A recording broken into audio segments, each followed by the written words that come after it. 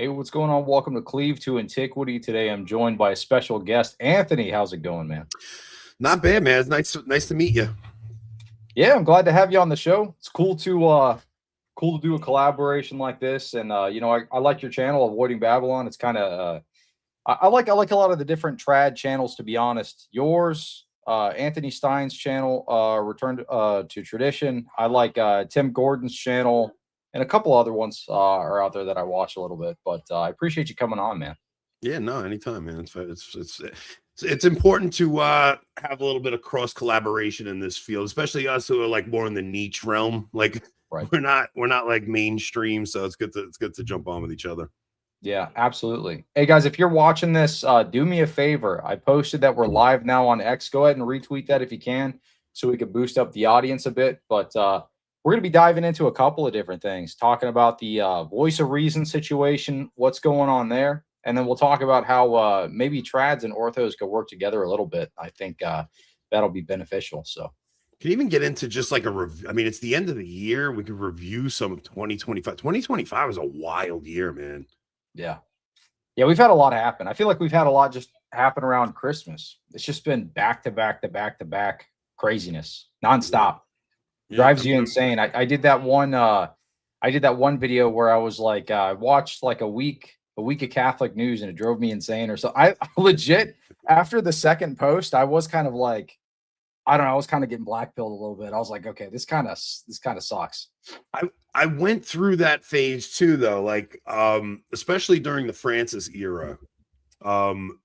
It was just like bad news after bad news after bad news. And it's just like bad for your soul. Like, I don't know, man. There's rot in every hierarchy you're going to find. Like, I think that like discussing the voice of reason stuff is different than discussing like Catholic scandal. But in a way, I think it's like the Catholic scandal stuff. It drained me for a while. I had to get away from it. It's different if like a major story comes up, but yeah, I don't know. It just kind of drained me, so I had to step away from it. And you kind of see the guys who made that their whole like identity, that they're floundering right now because you don't have the scandal coming out of Rome that you used to have under Francis. So there's a lot of guys that are kind of floundering right now, and you kind of see who is actually good at being an entertainer and who just happen to find good news stories to talk about. Yeah, I mean, well, around Christmas, it was back to back to back, nonstop crazy news. But I feel like the reason. Oh, somebody says, "Where's Rob? Where's Rob at?" Rob's actually doing his own show right now. Rob has like a side gig where because he's a gun nut, so he has a side. I don't want to call it a sideshow because it sounds weird, but he has a side gig that he does with his friend Adrian where they discuss like gun topics and self-defense and stuff like that. Nice. That's that Guns and Rosaries channel or something like that. Yeah, I wanted to kind of address why I even do the scandal news stuff in the first place. So I've done I think 2 or 3 videos on it so far. But I mean, I think the kind of intent behind it is like this. Okay, so you've got Pope Leo making overtures with the Ecumenical Patriarchate talking about wanting some sort of reunion, right? And a lot of Orthodox are like, no, hard line, no, like never going to happen, won't ever happen, no matter what. Well, you know what the scripture says, Christ's last prayer is for unity. If we actually want to try to work towards that in any meaningful way, we have to address the issues. So I kind of feel like one area that trads and Orthodox can kind of maybe work together a little bit, because I know Anthony Stein does a good job at calling out a lot of these things, but not only just calling it out for the sake of calling it out, but calling it out for the sake of these things possibly getting fixed. You know what I mean? What do you think about that? I don't think it's possible to fix from that level. I think I think it's important that we know what's going on. But I think it's so far out of our control at this point, and especially with the stuff that's happening in Rome. Like, all right, so even the phenomena of American Orthodoxy, like I couldn't do a 2 weeks Orthodox scandal thing, because I don't even know any of the Orthodox patriarchs, or like they're not even on my radar. It's almost like I don't know. My only exposure to Orthodoxy would be you converting, Jay Dyer, Peugeot, maybe Father Peter, the Lord of Spirits guys. Like if it wasn't for just internet stuff, I'd have absolutely no exposure to Orthodoxy. It doesn't even cross my radar. But the stuff with Rome, it's interesting that even guys like you are focused on it, because everybody's focused on it, because what happens in Rome actually does matter. And it's like you saw when Francis died and Leo gets elected, like the whole world is looking at Rome. So I think like who the Bishop of Rome is just as relevant to you as it is to the Catholics. Well, I think particularly because of the overtures of potential union, because we don't want any kind of false union at all. Yeah. And sure, we can talk about theological differences until we're blue in the face, but I think the ground level stuff, the stuff that we can actually influence, would be calling out scandal, calling out the people that are basically involved in very corrupt activities within both institutions. Yeah. And I noticed there was a lot of people that had posted, oh, well, Cleve never covers anything within the Orthodox Church. I just did a 2-hour video with Jay Dyer not that long ago talking about CIA connections to the ecumenical patriarchate. So, I mean, we do call that stuff out. And actually on the 15th, I'm going to have Rachel Wilson on to cover even more about institutions that are trying to fund liberal ideology kind of shifts within the Orthodox Church, expose those. But I think the reason, one story that kind of came to light not that long ago, I know not a lot of people are a fan of this guy, but Michael Lofton actually covered it because it was in his diocese. There was a priest that was kind of psycho. He'd like tortured cats and drowned them. And the bishops tried to basically reassign him to his diocese and active ministry. But enough people made a stink. The priest was too scared to be assigned there. He's like, no, I'm not doing that. I'm refusing this assignment. And the bishop was like, oh, sorry, go ahead. And that was because of probably the attention Lofton brought to it, right? Well, Lofton and other people, yeah. I mean, there was a whole news story, I think, on Fox or whatever. But the people, the laymen in the diocese, were making a stink about it. And then the priest said, hey, I don't want to go here. This is going to be a mess for me. So I think stuff like that can actually have some level of impact.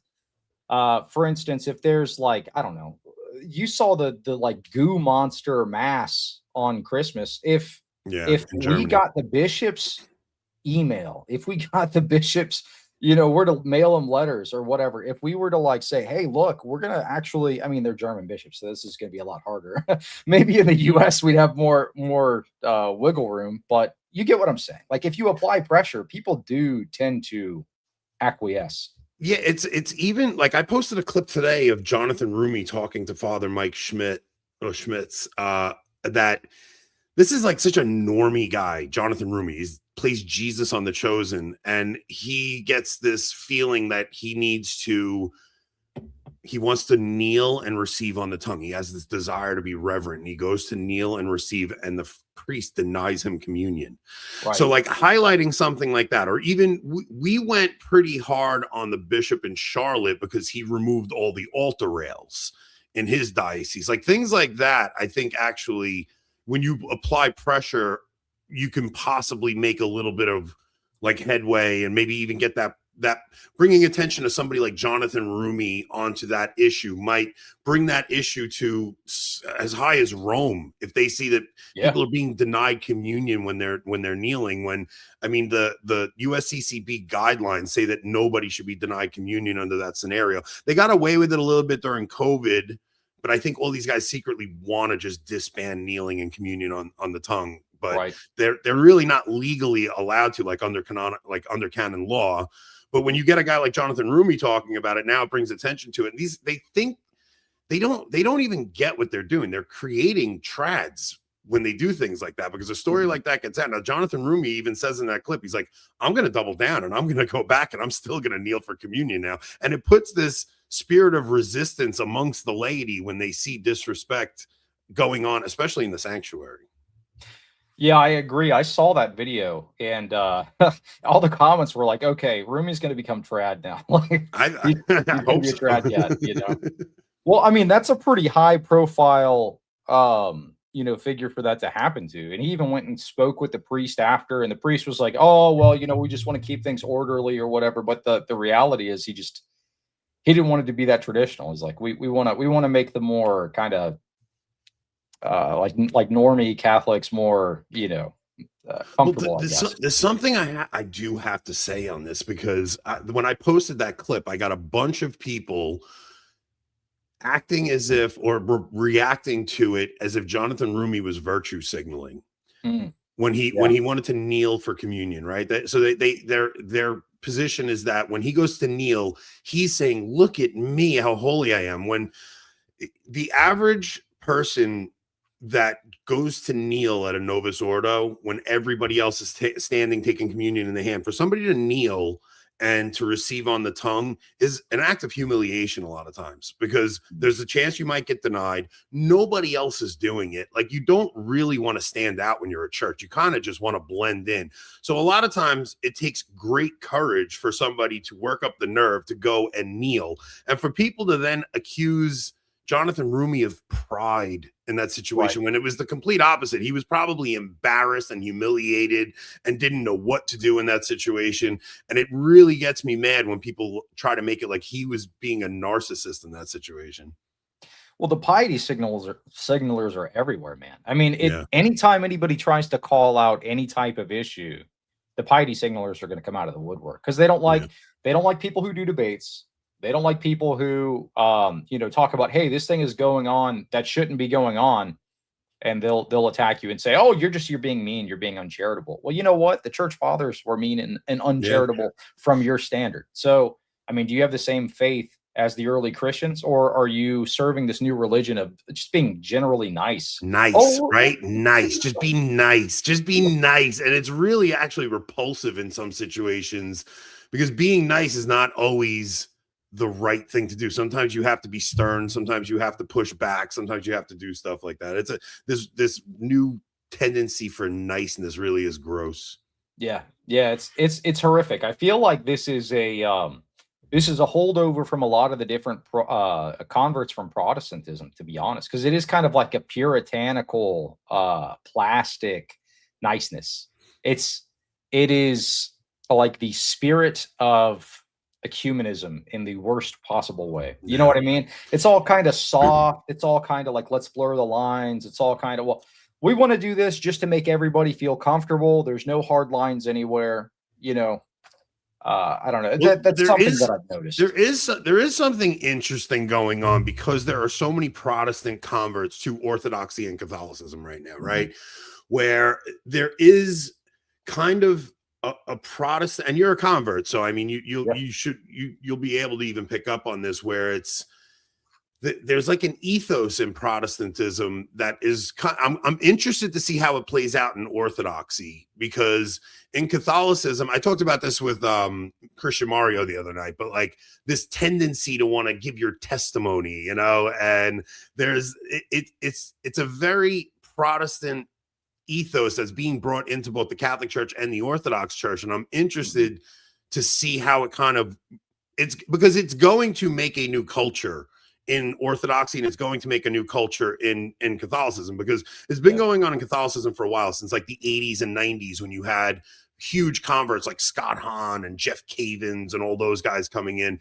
They brought like kind of a bit of a Protestant ethos. Now, what worries me is there's a lot of Protestant converts to Catholicism come in, and it's almost like they still believe in faith alone plus the sacraments. In other words, it's they haven't they haven't figured out how to actually live out a Catholic life. They're just kind of going through the same motions of like finding Bible verses to refute the Protestant Bible verse now, and they're still using sola scriptura in a way, and they have just they still believe what they believe, but they now just have the sacraments added to it, instead of seeing Catholicism as like a whole way of being and like a way of life rather than just an apologetic. Yeah, I think I really do think that there is a little bit of a benefit to the longer catechism. Like my catechism's like a year long. You know what I mean? So making that mandatory, I feel like as long as it's actually as long as they're actually hands on with it. I mean, if they're just making you like, oh, we're gonna do some kind of like Zoom call or something, and you're gonna Yeah. learn like a class. As long as you actually have like a spiritual father guiding you through, I feel like they can address a lot of that stuff. But one of the other issues is there's a priest shortage everywhere.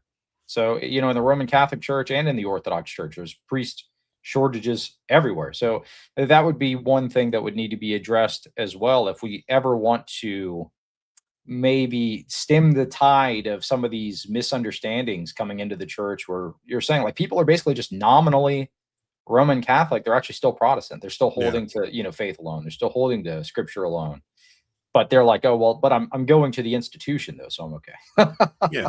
Yeah. It's like it's almost like I don't know. It's hard for me to explain properly, but I'm telling you, it's because I see the way the Protestant converts argue online, and maybe it's just an online phenomena that I'm seeing, but it's like they went from arguing against the Pope.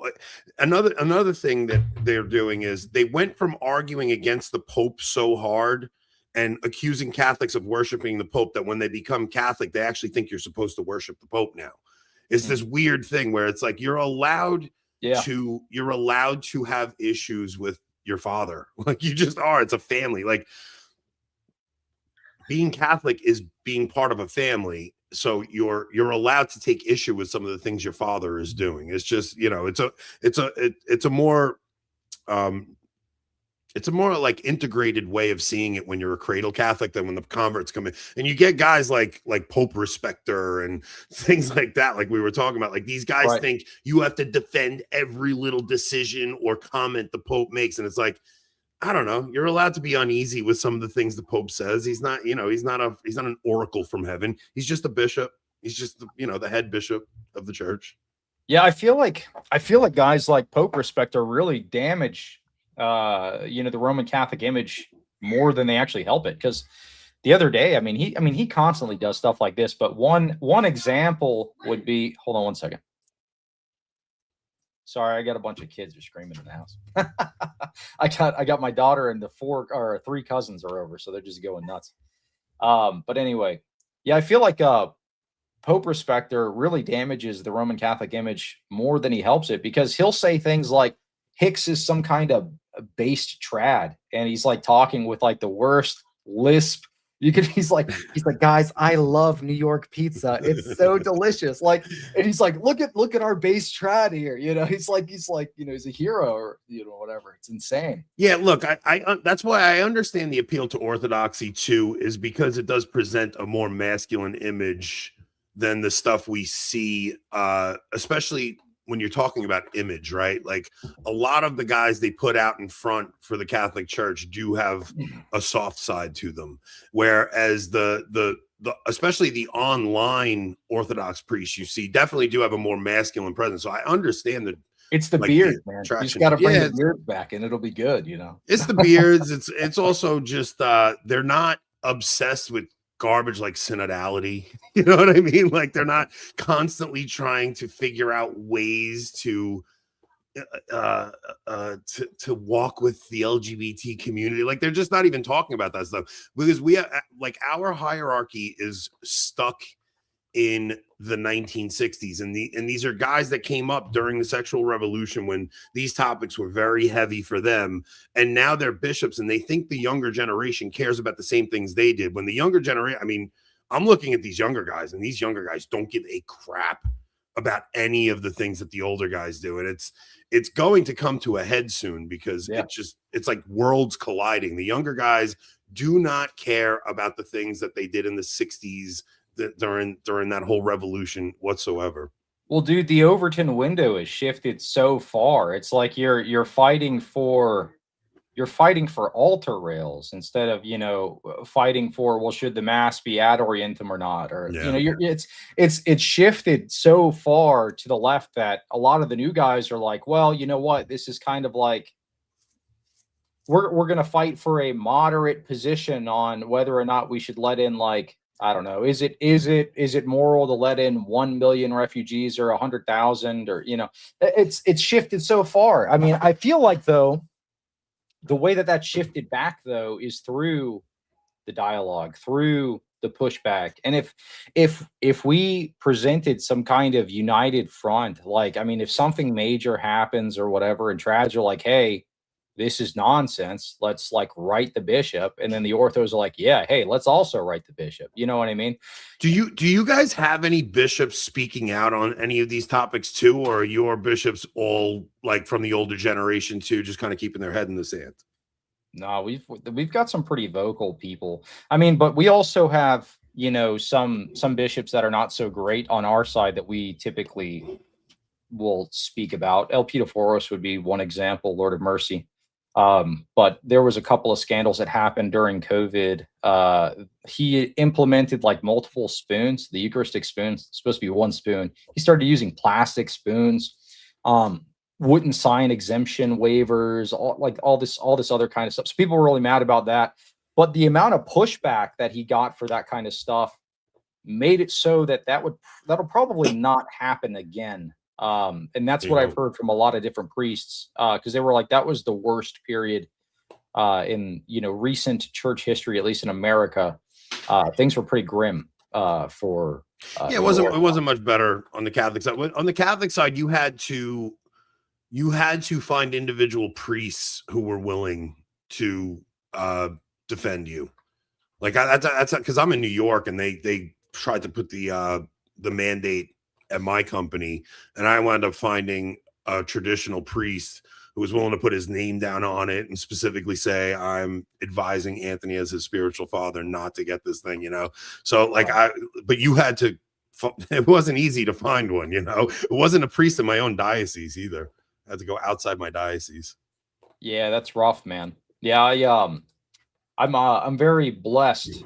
Florida, I mean, we really didn't have the same amount of mandates that you guys had up in like New York. Oh, yeah. New York was rough. I mean, a bunch of New Yorkers flooded to Florida. What we had was increased rent and housing prices from all the New Yorkers that fled to Florida. I remember during COVID, my rent went up like $400 in 1 year, and then the next year was another $400. I'm like, New Yorkers, stay. I'm going to build a wall. New York, I mean, Florida has always been a refuge for retired New Yorkers, though. Like New Yorkers, everybody loves to retire and go down to Florida, but now it's just as expensive down there, so it's not even worth it.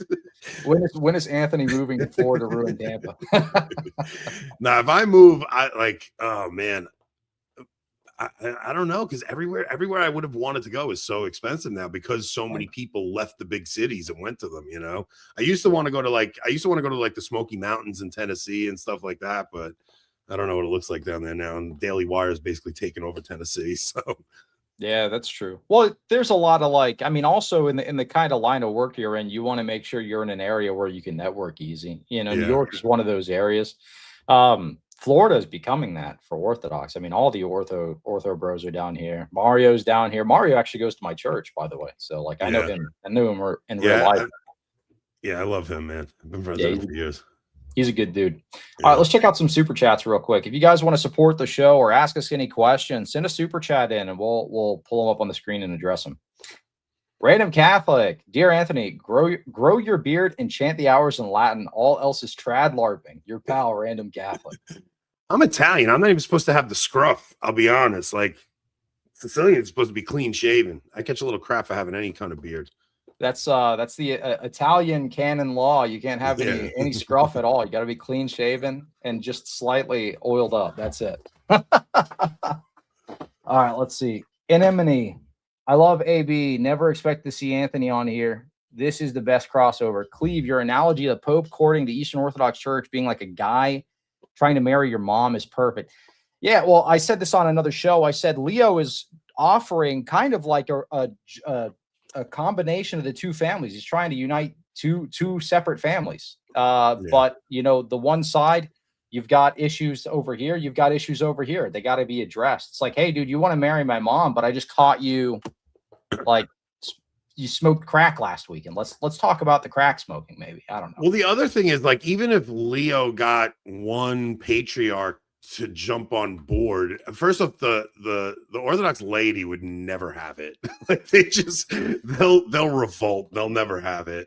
But it's also like, just getting one patriarch on board doesn't mean you're uniting East and West. It means you might have one patriarch on board, and then it'll cause so much havoc amongst the laity, they'll wind up going to somewhere else. It's just not the time. It's not the place. And you can't, like, the Catholic Church is in no position to be uniting anybody under its banner right now, because it has its own stuff it does have to work out.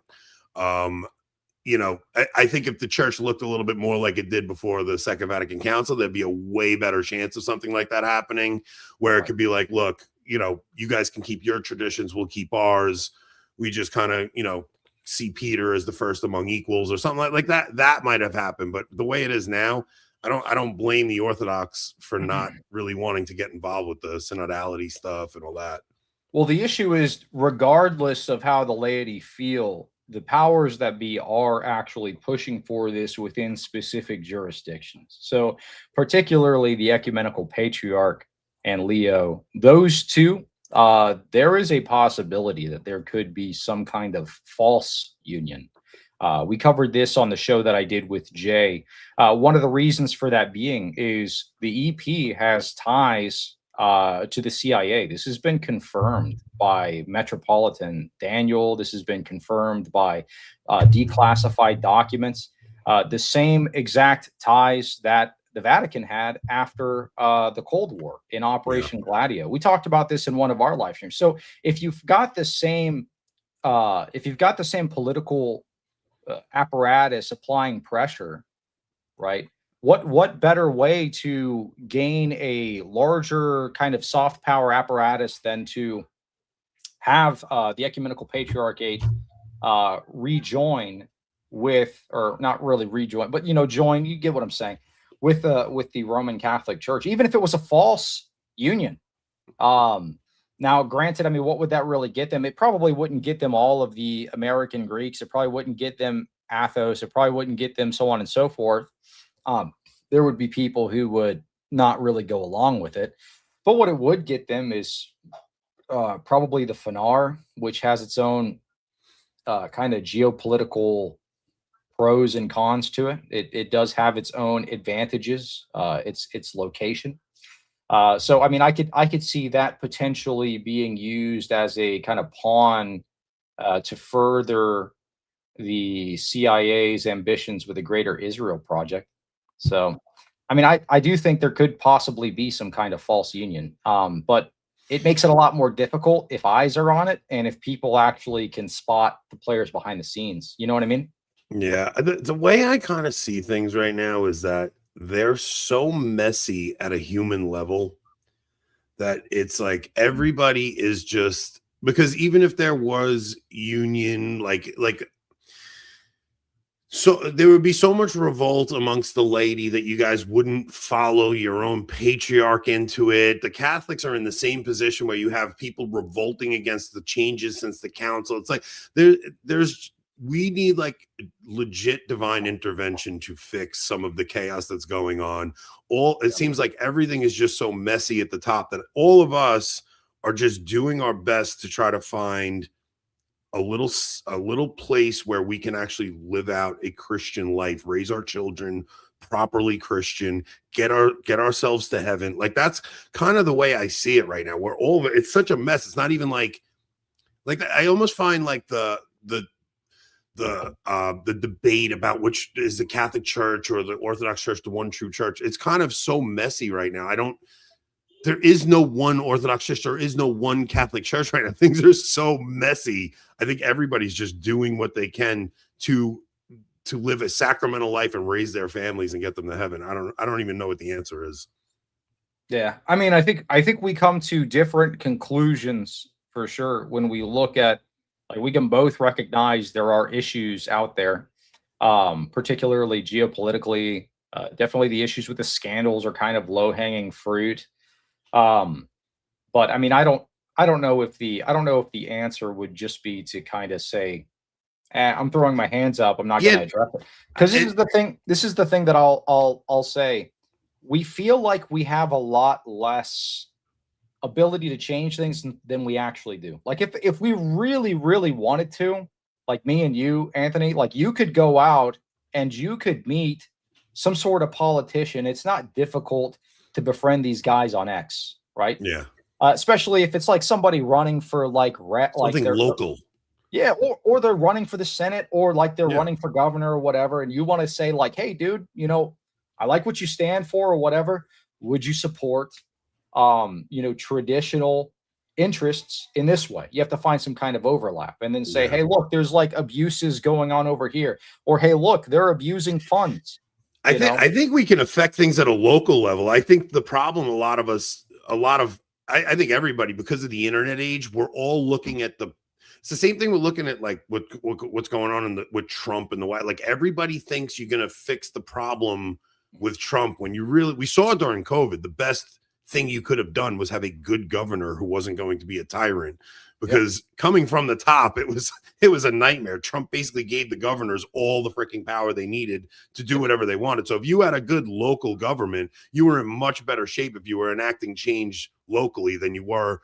That's why, like, kind of what I mean by like complaining about what's happening in Rome is pointless to me at this point. Like there's no fixing that stuff. It's so bizarre to me that I'm better off working at my parish level and making sure my parish is nice and tightened up. Everything's Orthodox there. Everything is, you know, being taught to the laity at my local level properly than I am worried about what's happening in Rome.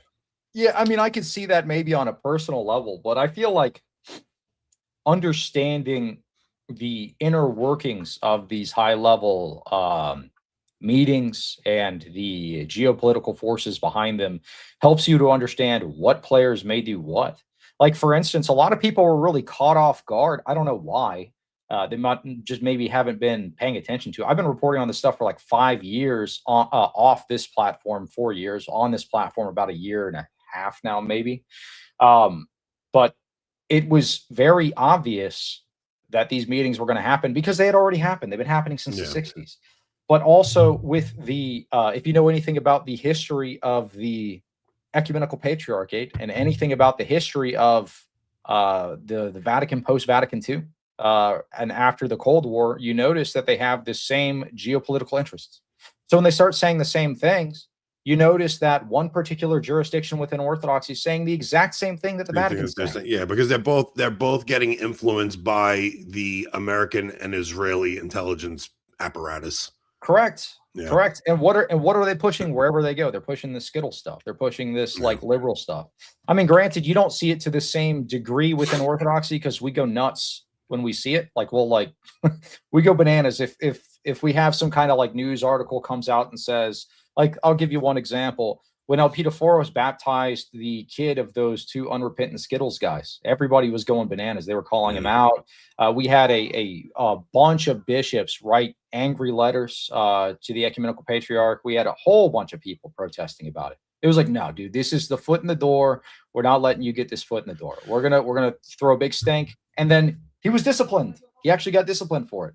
Well, and now, yeah, and now Elpidophoros, he just got a letter of reprimand a couple of months ago because people keep calling this stuff out. We're not going to let up. So, yeah, it's probably. I mean, I don't know the inner workings of Orthodoxy, how they work like that. Like for us, like it really does come down to pressuring your bishop and things like that, and you might get a little bit of, you know, if you put enough. The thing is, all these guys want to be liked. So if you put enough pressure on it and they get, you know, they're cowards at heart. So if there's enough pressure applied on them, they'll back down off of whatever they are trying to do typically.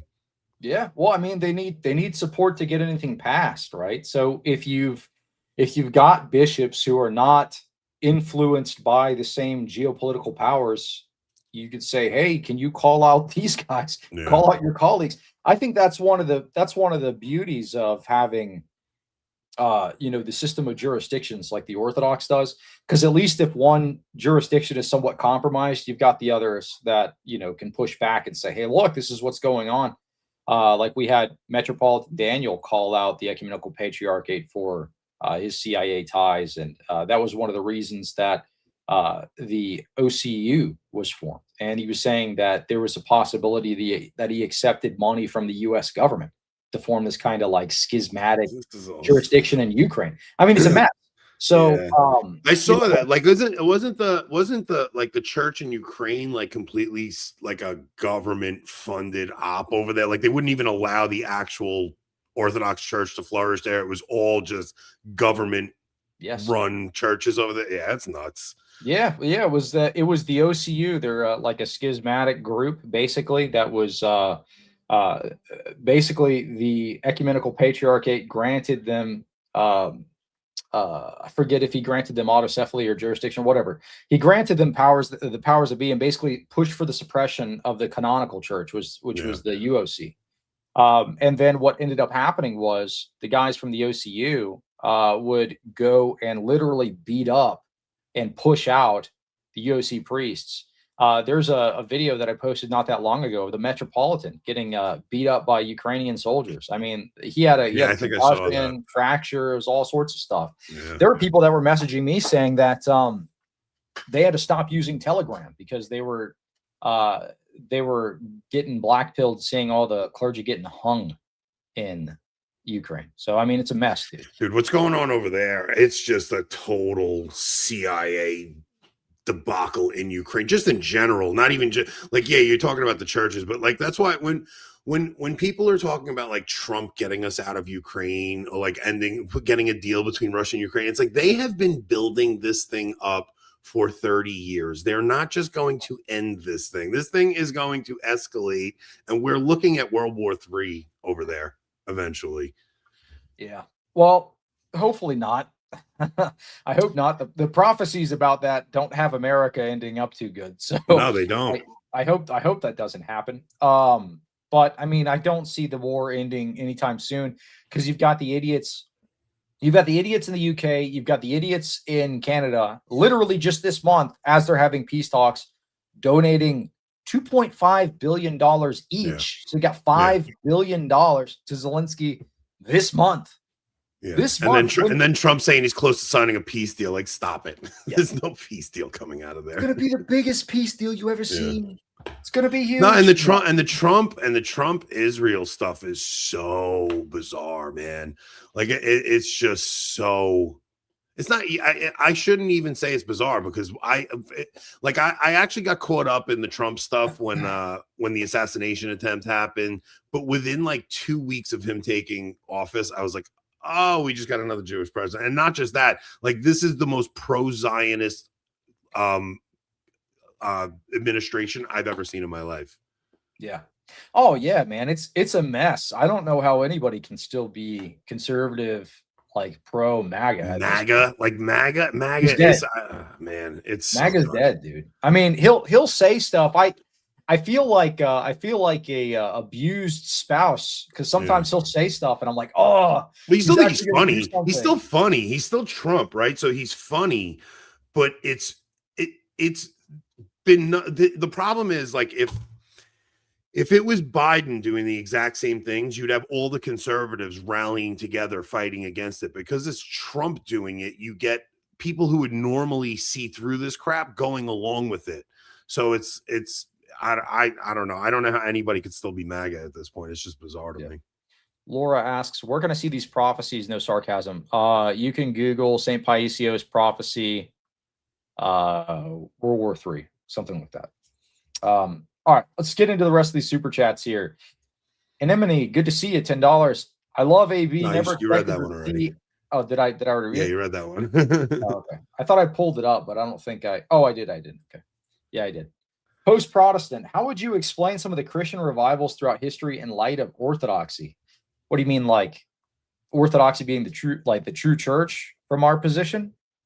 Christian revivals, like Protestant Christian revivals. Well, the issue is this is the way that it's been explained by the priests that have come on this channel. People are like, how can you tell if like God is working outside of the church or whatever? Well, that's kind of the problem. From an Orthodox theological perspective, we have guardrails so that we can know basically if it is the operation of the Holy Spirit We could tell if that is the case within the church. Like, we have spiritual fathers that will check you, make sure it's not prelest, so on and so forth. Make sure you're not in spiritual delusion or whatever the case may be. But outside of the church, we don't have those guardrails. So no, but also look really at even outside of Orthodoxy. So if you look at even like this recent thing with Charlie Kirk, and everybody's like, there's a revival of Christianity. The problem is America's a Protestant country, and they don't have the sacraments. So what happens is you will get these like movements, like Billy Graham will come along and he'll get like a bunch of people to come along with it. But because they don't have the sacraments, that movement dies with Billy Graham. Yeah. And there's still this yearning for spiritual good. So then the next preacher comes along and there becomes this next revival, but there's nothing lasting to it because it's so Protestant. And it's like, I don't know, man. Like, how long ago did you like come to the conclusion you had to leave Protestantism? Dude, I'm so bad with time, man. As soon as I was fully convinced, I made that announcement video like the same week. So about how long ago was that? Maybe 4 months at this point. It wasn't that long ago. That's it. You're that. So you're still a catechumen. Yes, correct. Yeah. Oh, okay. Yeah. So like once you kind of become convinced that like, man, this doesn't work. Like Protestantism just doesn't work. It kind of like it all just kind of seems silly at that point, right? Like didn't everything just kind of seem silly? The whole sola scriptura thing, like didn't it all just kind of fall apart? I think the thought process that made it fall apart for me was, if you are to argue for sola scriptura, you have to concede that. So you say scripture is a sole infallible authority. That means that tradition can be fallible. It could still be some kind of authority, right? Like we can still look and say, hey, we're going to follow this tradition, that tradition, etc. But it's fallible for you if you're a Protestant. That includes everything, including dogma. You have fallible dogma as a Protestant. That is a contradiction. You can't have fallible dogma. So it's kind of like the scales fell from your eyes, and once you see it, it kind of just all seems silly. I don't know, man. That's why the conversation for me between Orthodox and Catholic is very different than the conversation between Protestant and Catholic or Protestant and Orthodox. Like it's just they have a religion loosely based on I would say a Catholic book, you'd say an Orthodox book. Like they're reading a book that is based in the church and they're making up their own religion to it. It's like this, it's like I don't know. It's just like a caricature of Christianity, and it's just silly. And when you have that happening in America throughout the century, you kind of see these waves of revival, and then it depletes, and then revival, and then it depletes, and it just happens over and over and over again. Yeah, and the institutions don't ever last. I mean, you can see that with the main lines right now. The LCMS has that's the Lutheran Church Missouri Synod, for those that don't know. It's like the conservative Lutherans. Yeah, that's what my wife was before she married me. Yeah, they have the least youth out of any denomination right now. They have the most aged population. I mean, even worse than the ELCA, which is the liberal ones that has, the Sparkle Creed, so on and so forth. PCUSA is dying. UCC is dying. You can see any of the live stream sermons of these places, and they're just flat out empty. I mean, God bless Redeem Zoomer for trying to bring it's dying for everybody but Redeem Zoomer. He's still holding out hope that he's going to reconquer everything. Yeah, I mean, dude, Richard's a friend of mine, but I don't think that. I think he's going to be banging his head against the wall with that, because it's not just a matter of, well, these churches got liberal. It's a matter of they got infiltrated, man. This like the formation of the Protestant mainline denominations is almost like 1-to-1 tied with the rise of Freemasonry in America. Yeah. I mean, you see the Episcopal Church in America. Guess who came over was very fundamentally involved in its spread. When we first kind of became, when our first president, basically, he was a Freemason and he was a member of the Episcopal Church. Look at the National Cathedral in DC. It's funded by Freemasons. Look at the Episcopal Seminary right next to the George Washington Freemasonic Monument and Freemasonic lodges. You can see that the ties of this kind of like Freemasonic push for enlightenment principles has been far reaching within the mainline denominations. It's for sure. It's leading to its death. So I don't know. We have to be vigilant. Granted, now there's no young people joining Freemasonry. There's not like, 20-year-old guy going to a lodge. It's like, oh, I got to hang out with these 60-year-olds and, play checkers or something like that. But it's taken on different forms. I mean, they just use different names. That's what the Alta Vendita says. It says the soldier dies, the war goes on. It doesn't matter if it's the same name.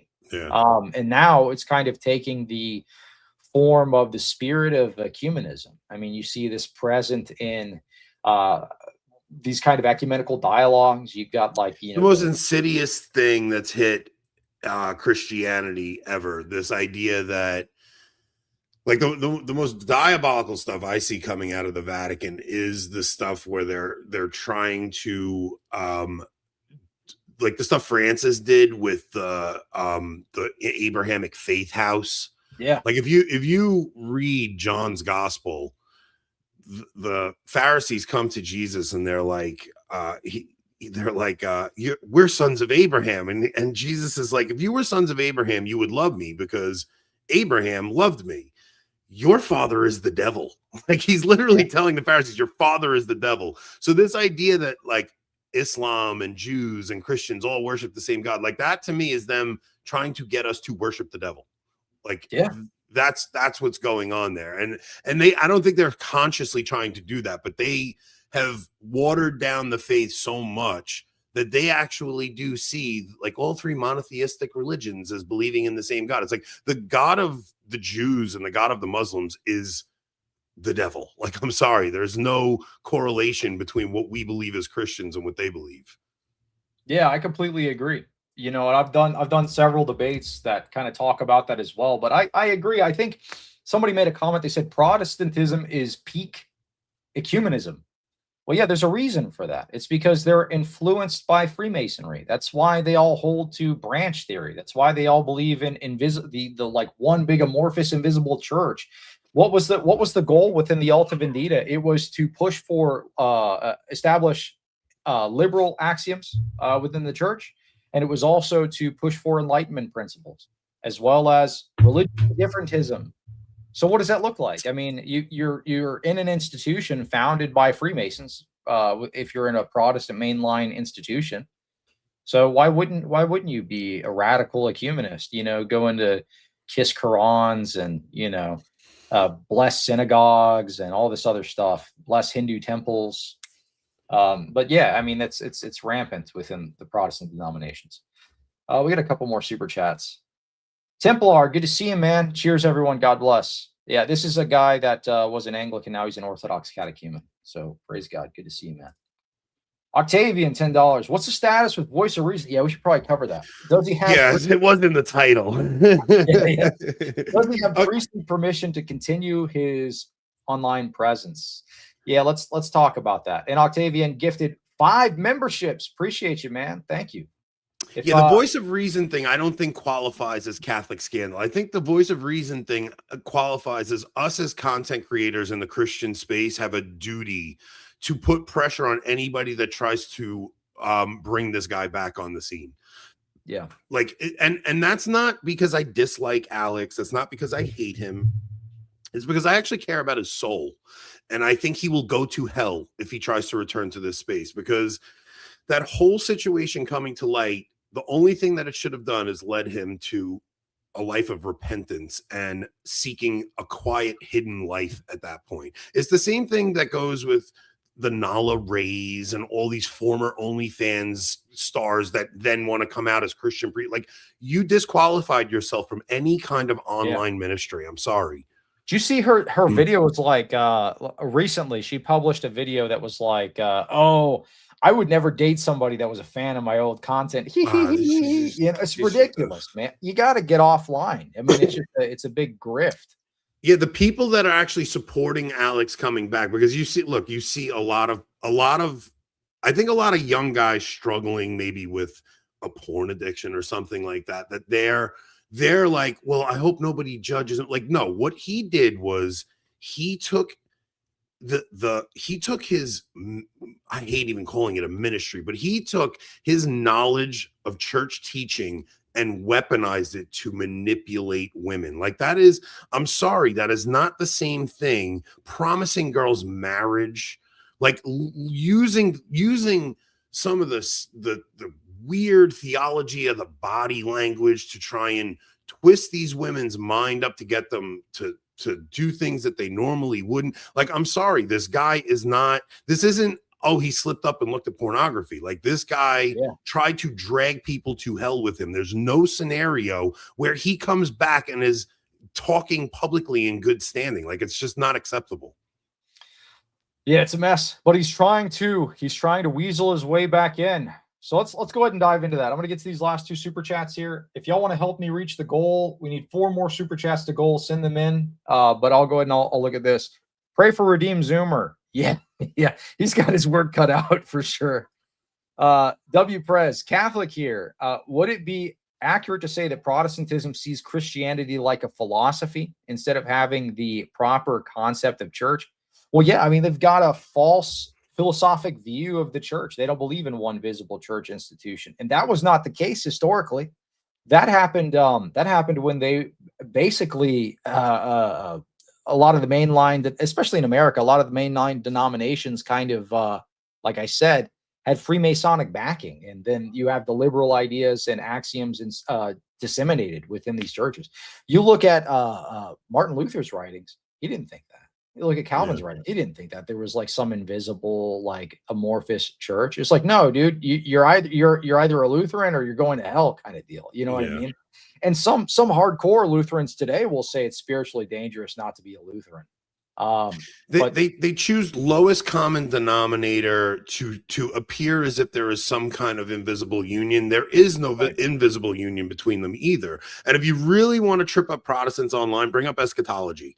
They all lose their mind. Like, none of them can agree on anything. They're post-millennial and post-trib, and they're just all out of their minds when it comes to what is going to happen at the end of the world. So if you want to trip a Protestant up online, talk to them about that and get 2 of them arguing about it. It's one of the fun, but I thought it was sola scriptura and the Bible was clear. Yeah. Yeah. It's a mess. It's a mess in that department. It's a mess as far as what they accept from the ecumenical councils. It's a mess as far, I mean, as they can't agree on anything.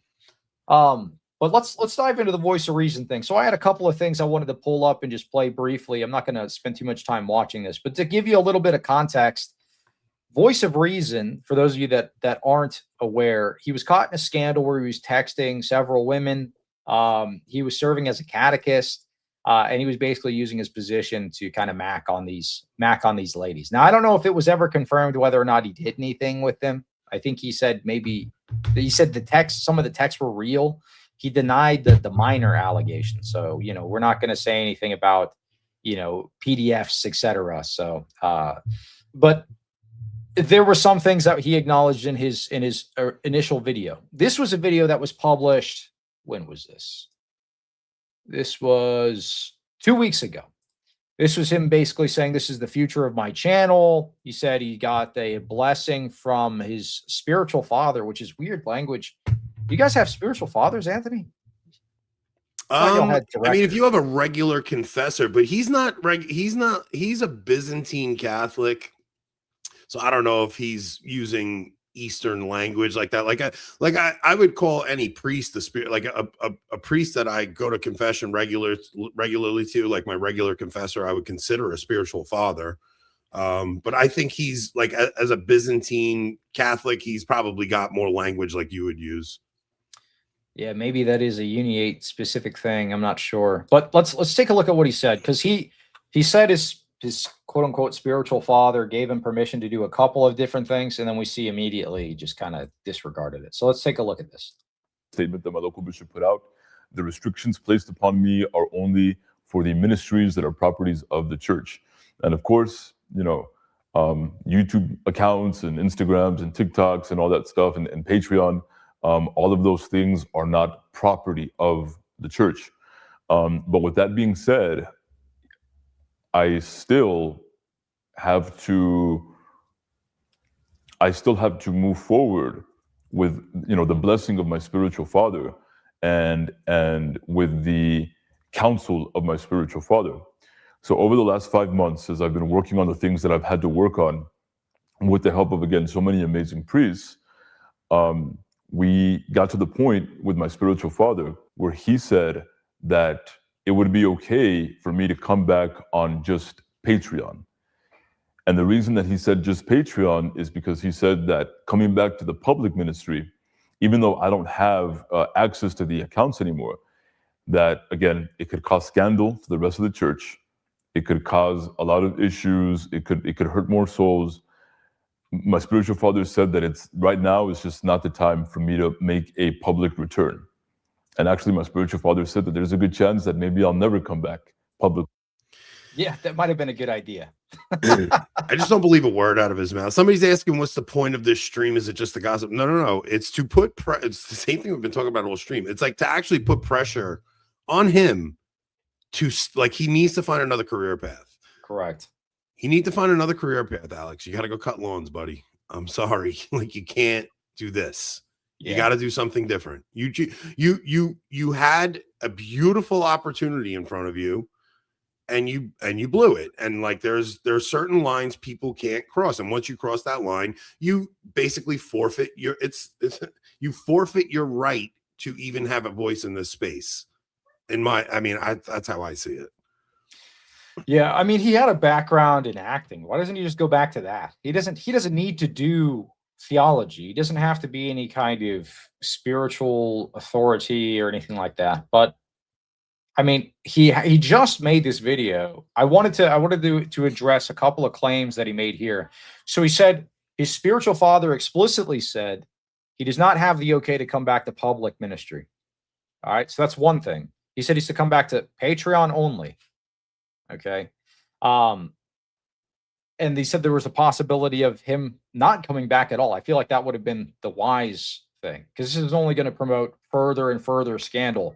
Now, granted, everybody could just be quiet about it, like that one piety signaler in the chat, because we were just talking about that. There's always the piety signalers. Oh, don't talk about it. Don't, you're being mean. Oh, you're just gossiping. No, look, it's spiritually dangerous for this guy to be doing what he's doing. But not only that, how do you know he's not going to do this again? Do you not care about the women?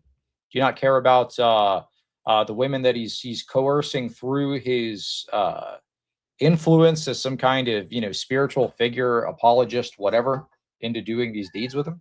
You don't care about them at all? No, it needs to be called out. He needs to be told he needs to stop. But let me pull this up, because this was kind of shocking. This was 2 weeks ago, by the way, only 2 weeks. So let's look at what he published just this last week, or it was just this week. So I shared this on X. I said, hold on. I said, that didn't take long. Scandalous YouTuber Voice of Reason recently made a comeback video stating his spiritual father gave him the okay to return and do videos for his Patreon only, but not videos to the public, stating I no longer have access to my YouTube channel, which multiple people have said that's true. The guy from Roots of Orthodoxy, who's a Uniate Roman Catholic, by the way, he's not actually Orthodox. He admits that now. He didn't at first. I don't really know Jonathan, so I'm not going to say anything badly about him, but he hosted Voice of Reason on his channel after this. So did a Coptic, quote unquote, Orthodox person. We don't really consider them Orthodox, but a Coptic person had them on their channel as well. These were all public facing. So he published a short. This was Christmas Eve. He published a short publicly with Roots of Orthodoxy. They made a brand new channel to do this on. So let's take a look at that. I'm here with my boy, Voice of Reason. We're going to be doing a quick Q&A. Let's get into it. If you had to choose a Protestant denomination, which one would you be? Whichever one was the closest to the Catholic Church. What is your favorite liturgy? Oh, the Armenian liturgy of St. Isaac of Armenia. Gregorian chant or Byzantine chant? It's one of those things where I can drink if I don't want to choose. You got to drink. Okay, I'm going to drink, bro. I'm going to drink. It's like drink champs, right? Yeah, we don't have to watch this whole thing, but you get the point. So he's making a public comeback right after he said his spiritual father said, hey, you're not allowed to do this. So what's the deal? Why is he doing this? I mean, I don't know, man. I caught a lot of crap because when he went on with what was that guy? What did he go on with? What was that first big interview he did? Man, he's was a on with Protestant. He was on with like after his comeback, or No, before all this. Like, I was like one of the first ones to like start ripping on him, and everybody was like, "You're being so uncharitable." But he went on with this Protestant guy and basically conceded to like everything just to be. Man, what the hell is that guy's name? Oh, was it George Janko? George Janko. He went on with George Janko, and I was like disgusted by the interview. I was just like, this guy does not actually care about the Catholic faith. He just wants to be famous. That's it. That was my impression of him. He just came off as somebody that wants to be famous. And the thing is, like, even us doing this, man, like there's to want to be famous is crazy. Like to not because his motives were never really about like bringing the Catholic faith to anybody. His motives were always just to get famous. And you see that in his comeback. Like he just has this starving need for attention. Even though he's been humiliated publicly by his behavior, he still needs to come back. It's really, I don't know. Yeah, it's wild. But I feel like his ego is being inflated by all these people that are ultimately the same type of people we were talking about earlier, these piety signalers. Yeah. Don't listen to these guys. They're just being mean. You know, you got to come back. You know, you are the one that, you know, brought me to the faith. You are the one that, you know, inspired me to look into Roman Catholicism. You are the one that, you know, I watch on YouTube. So I'm going to defend you because it's more about, like you said, kind of like cult of personality behavior, weird stuff, man. Yeah. It's the Billy Graham thing, man. It's the Billy Graham thing, you know. It's all tied up in the person rather than in the actual religion. Yeah, it's like, okay, so you came back to the church or you came to the faith because of some argument he put forth. It's not his argument. It's not putting his argument forth. He's putting back an argument that was presented by some saint from the past. Like, why is your conversion so wrapped up with this guy? Like, it's like, okay, he led you to the truth and then he fell. Like, he's irrelevant. It should be. He should be irrelevant. Like, Jesus Christ should be the relevant one. Your faith shouldn't be wrapped up on if this guy gets, you know, taken out of the limelight. Yeah, I think he needs to step away. Go back into if you just want to be famous, go back into acting or something. I mean, he was in Breaking Bad. Did you know that? Yeah, I heard that somewhere. I mean, I can't imagine. Yeah, he was a background actor. He was like standing there acting tough or something. You know, he's like one of the gangsters. I actually thought, like, if he would have just immediately come out and admitted to everything, checked himself into like a sex addiction program. Yeah. Then he could have maybe come back and helped guys struggling with like porn addiction and stuff. Like, that could have been his avenue. And that might have been a redemptive arc he could have had. But what he's doing now is just trying to get back into standard apologetics and, you know, oh, I like this liturgy. I like that. Like, that's, nobody cares. Like, if you want to talk to men about how they can make a mess of their lives if they let their sins get out of control, like maybe there, you know. Yeah. But well, you know, I that's actually an interesting avenue. There are ways that he probably could have made some sort of return outside of being some kind of spiritual authority, but he's coming back and he's just talking theology. It's as if nothing happened. Right. Weird. Like, it's such wild. a creep. Well, I mean, that would be like if right after my conversion, I came out and I was like, and I'm scheduling a debate with Redeemed Zoomer. Yeah. You know? Well, yeah. You do have to be cautious, you know, right? Jumping right into these things too. It's like, it's one thing to document your journey and stuff like that, but like I would imagine as a catechumen, you do have to be cautious about what you put out too. Yeah, absolutely. Yeah, 100%. That's why on my channel, I've been very specific about not presenting myself as some kind of like teaching authority. I mostly invite priests on to do Q&As. Priests and apologists, so on and so forth. And then I report the news and that's it. So I'm not like trying to do like, oh, sorry. We're the same thing. I'm very like, my channel is not a ministry. I'm not like anything like that. I'm honestly, it's me and my friend get together and we talk. Like that's all it is. Like I've never had the goal of saving souls. That's not the purpose of my channel. Our channel is not meant to bring people to the Catholic Church. If God uses something I say, then God converts hearts. Like I've had plenty of people tell me like things we've said on the show have led them to look deeper into the Catholic faith, stuff like that. And that's all well and good, but that's not what I'm setting out to do. I'm setting out to just have conversations with my friends about things that I find interesting. I like interviewing people, but this idea of like, I'm going out to save soul. First off, it's very narcissistic and it's very Protestant. Like to think that like God has tasked you with going out and saving souls like that. I don't know. I find it bizarre. Yeah.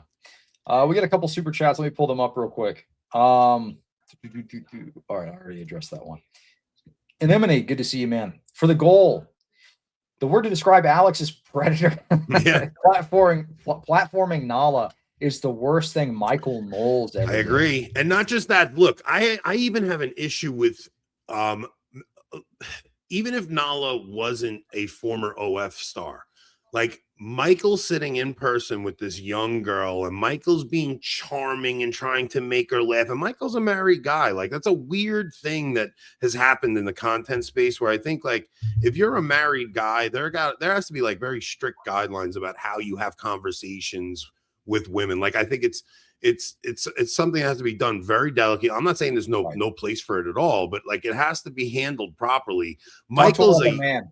Yeah, like Michael's like he's a Sicilian charming guy, and he's got this former OF star in his studio, and he's making her laugh and stuff. Like I don't know, I would never put my wife through that. My wife would be like horrified because I know myself, and I'm the same way. Like I like to make people laugh and things like that. Like my wife would look at me like I had 3 heads if I ever tried to do that. Yeah, I mean, I didn't see that particular interview, but I did see everybody's platforming Nala. She was like, it was like a week or 2 after her announcement that she was becoming a Christian. She was going around to some conference or something. She got booked to a conference. She's doing TPUSA stuff. You've got a somebody who was doing OF content months ago, going and talking to youth at a TPUSA conference. Come on, guys. And she's still putting provocative content up. Like yes. she's not. It's not like she's look. Here's the thing with the actual sin of what she was doing. Yes, they like take the nudity stuff out of it. The sin is this desperate need for attention, right? And she's still dealing with that sin by putting the same kind of provocative content, just now with her clothes on. She's still trying to lure the same men that subscribe to her OF, but she's got this Christian veneer to it. It's the same exact thing. Yeah. Let me address this real quick. Anyone who does Ruslan, is in for a cash grab. No, I'll say this. I know Ruslan. He's a good dude. He's a good guy. Yeah. I will never counter signal Ruslan. If he says something that I disagree with, I'm not going to counter signal. I'm going to ignore it, and I'm going to move on. Yeah, this is something. Look, okay, so this is a good thing. All right, so my job is to kind of know what's going on in the Christian content space, right? I like Ruslan. I like Peugeot. I like there's guys that are not Catholic that I like because I think they're good at what they do. Now, if somebody I like says something I'm not crazy about, I just ignore it. Like you guys all have to kind of do that. It's like I caught crap for coming on and having a conversation with you tonight because you did your Catholic scandal thing, but it's like when you were doing that, like I just overlooked, like I don't care. You're doing your content thing. Like, like people don't understand how much goes into creating entertainment for people where you do have to, you delve into this, you see how is it landing? If it's not landing, all right, let me try something different. It's not easy to do this. Yeah, but here's the thing though, even if let's say you do have an issue with it, right? Let's say like you have a big issue with me doing the Catholic scandal stuff. Come on the show and talk about it. You know what I mean? And then we can address and say like, hey, look, these people are saying you're doing this because you're using it as like an apologetic or something to disprove the Roman Catholic Church. Well, I could just show you in multiple different live streams where I said that's not the intent. And I want to make sure I frame this in a very good way to show that, hey, look, the reason that we are covering this type of stuff is to call attention to it so that hopefully somebody out there can take action. I did like an hour and a half live stream, maybe 2-hour live stream, talking about the benefit of calling this type of stuff out and showing examples of where this has actually affected change. People don't see that. People see your thumbnail. People see, that's really what it comes. People see your thumbnail. People don't actually watch what you're saying. That's just the nature of what we do. Yeah, I mean, it is what it is. But this is like legitimately the thing. Anybody that I've ever called out on the show, I would have on the show. We could have a discussion, and Yeah. I don't care if that's. We talked about El Pitaforos on this. I would have El Pitaforos on the show, and I would make sure that I ask him tough questions. It wouldn't be a softball interview. I'd be very respectful, and I'd let him know what I'm going to ask ahead of time. But I'd have these people on the show. So if somebody's out there, if you're you have an issue with maybe some of the content or something, send me an email. We can have a discussion. It's not just that, like Father Peter. I watched this whole video by Father Peter of him telling Orthodox not to attend Catholic weddings, right? And I'm watching all these Catholics get all bent out of shape about it. And I'm like, he's an Orthodox priest. What do you want him to say? I don't understand. Like, why would that upset you? Like, if a Catholic priest, like the Catholic priest should tell a Catholic, like, if a former Catholic is going and marrying an Orthodox girl, no, you should not attend that wedding. Like, I don't see that as an attack on Catholics. I see what Father Peter is doing is him catechizing Orthodox. So I don't know why people take everything so personally. Like, I've had Jay Dyer on my show 3 times. Yeah, I like Jay. I just like Jay. He's just a fun guy to talk to. He knows a ton of stuff about, he hosts the 4th Hour on Alex Jones' channel. The guy's just a super interesting guy. I'm not going to debate him on orthodoxy, but I'll talk to him about stuff that I like him on. Yeah. I mean, I did. I debated him back when I was a Protestant. How'd that go? I mean, it depends on who you ask.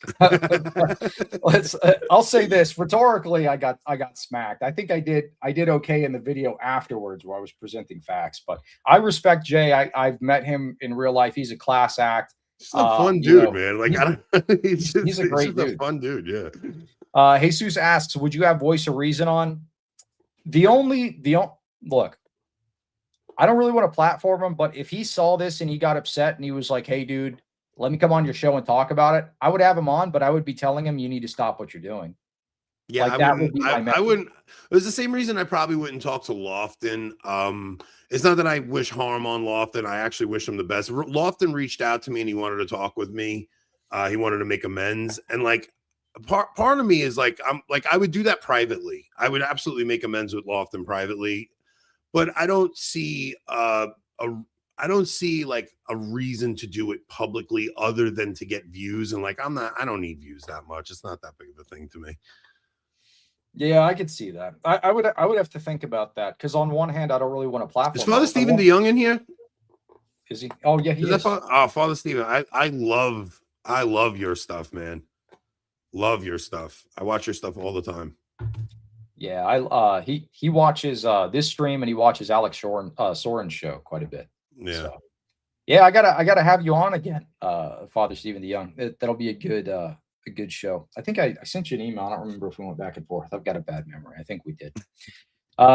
Let's look at some of these super chats here because I got a couple I want to get through. I know you kind of have a time crunch, so let me. Yeah, I got about 15 minutes left, and I gotta fly. And I might keep going for a little while longer, but then I'll wrap up here. But you could drop off whenever you need to, Anthony. All right, Joshua, catechumen since May from St. Andrew's Orthodox Church in Arlington, Washington. God bless. Yeah, thank you so much. God bless you as well. Celestium, just want to support. God bless you, Cleve. Hey, thank you so much. Octavian with a $2 super chat. Appreciate you. Your mom's lasagna. That's crazy. So to watch someone who isn't being allowed to share content videos to the public, giving him money to justify his content is passable.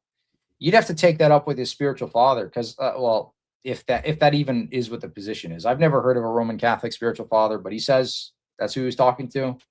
But he said that's what he was given permission to do. The problem is he's not doing public videos on his own channel. He's doing them on everybody else's channel. He went on some Coptic priest's show. He went on a Coptic woman's show to do an interview. He went on this new channel that the guy from Roots of Orthodoxy made and is posting shorts. If I was going to make a prediction, they're going to use that new channel since Voice of Reason doesn't have access to his old one. They're going to use that new channel for him to do guest slots on as some kind of workaround or something. I think he's going Orthodox. I think he's going to be your problem. I don't think he's gonna go. I don't think he's gonna go Orthodox. I think he might go Coptic. Nah, I don't know. I think he's going your way. I think he's gonna be your headache. You guys are gonna have to deal with him. No way. No, I rebuke that. It's not gonna happen. He might. Well, look. He'll go where the money is. He'll go where the grift is. I would not look if he wanted to become Orthodox genuinely, like actual Orthodox, not Coptic, not this like fake. If he wants to become Orthodox, yes, but he's got to get off. He's got to get off the internet. And any Orthodox spiritual father is not going to allow him to do what he's doing online. He would be going rogue, and then he would get in issues if he actually became Orthodox. A lot of the stuff that we're talking about right now, Anthony, like writing the bishop and stuff, they're not going to have it. They're going to tell him, you got to cut it out, or we're just straight up not going to give you the Eucharist. You know what I mean? So which would be like what a good spiritual father would do. Like a good spiritual father would say, if you have any kind of public profile, you're not truly penitent, and we're not going to, it's like you do it for his own good, for his own soul, because you care about his soul. You want to keep him away from this thing that is clearly destroying him. Yeah. I hope he doesn't do the whole grift conversion to being a Copt. Who did that? There was another guy in his orbit that recently converted. Who was that? Oh, it was the other guy that got in trouble with him. Yeah. It was the other guy that got caught up and all that stuff. He was in RCIA to become Catholic, and then once this whole debacle went down, he just jumped over to the other side because that's where he could get an audience. Wretched saints, yeah. Yeah, what a mess. Check out the Russian cross on Roots' shirt. EOLAR. Well, it's not a Russian cross; it's a Byzantine cross, but he's a Uniate. They use that too, so I don't think that's really a LARP there. AI World Champion, $5. Eschatology led me to Orthodoxy. Holy Liturgy preemptively answered so much. Yeah, that is one good thing about preserving liturgy. Liturgical changes change theology. We saw this. We saw this in this is talked about ad nauseum by Trads about Vatican II. Yeah. After the liturgical reforms there, so much changed. Now you can't even. I mean, you've got dioceses banning altar rails. Like the Novus Ordo conditions people to accept. I mean, it's so disordered. When you have girls in the sanctuary, it leads girls to think they can become priests, and then it makes them want to be deacons, and that's what all this stuff is about. You change the liturgy and you change people's theology subconsciously, even if you're not explicitly teaching it. Yeah. Octavian, she was dancing with Saint Mary in heaven in a real.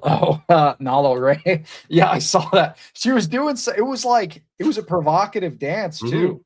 She's, I'm dancing with the Theotokos. Like going crazy. I mean, dude, she's got to stop as well. But yeah. I mean, the liturgy, preserving the liturgy. I feel like that's a super important point. I was talking about that with John Here's Father Peter Here's brother. We're talking about the Georgian Supra, and the reason that has kind of remained a solid tradition is because they've kept all the bones. All of the toasts remain the same. They have the same structure and format. Same thing with Orthodox liturgy.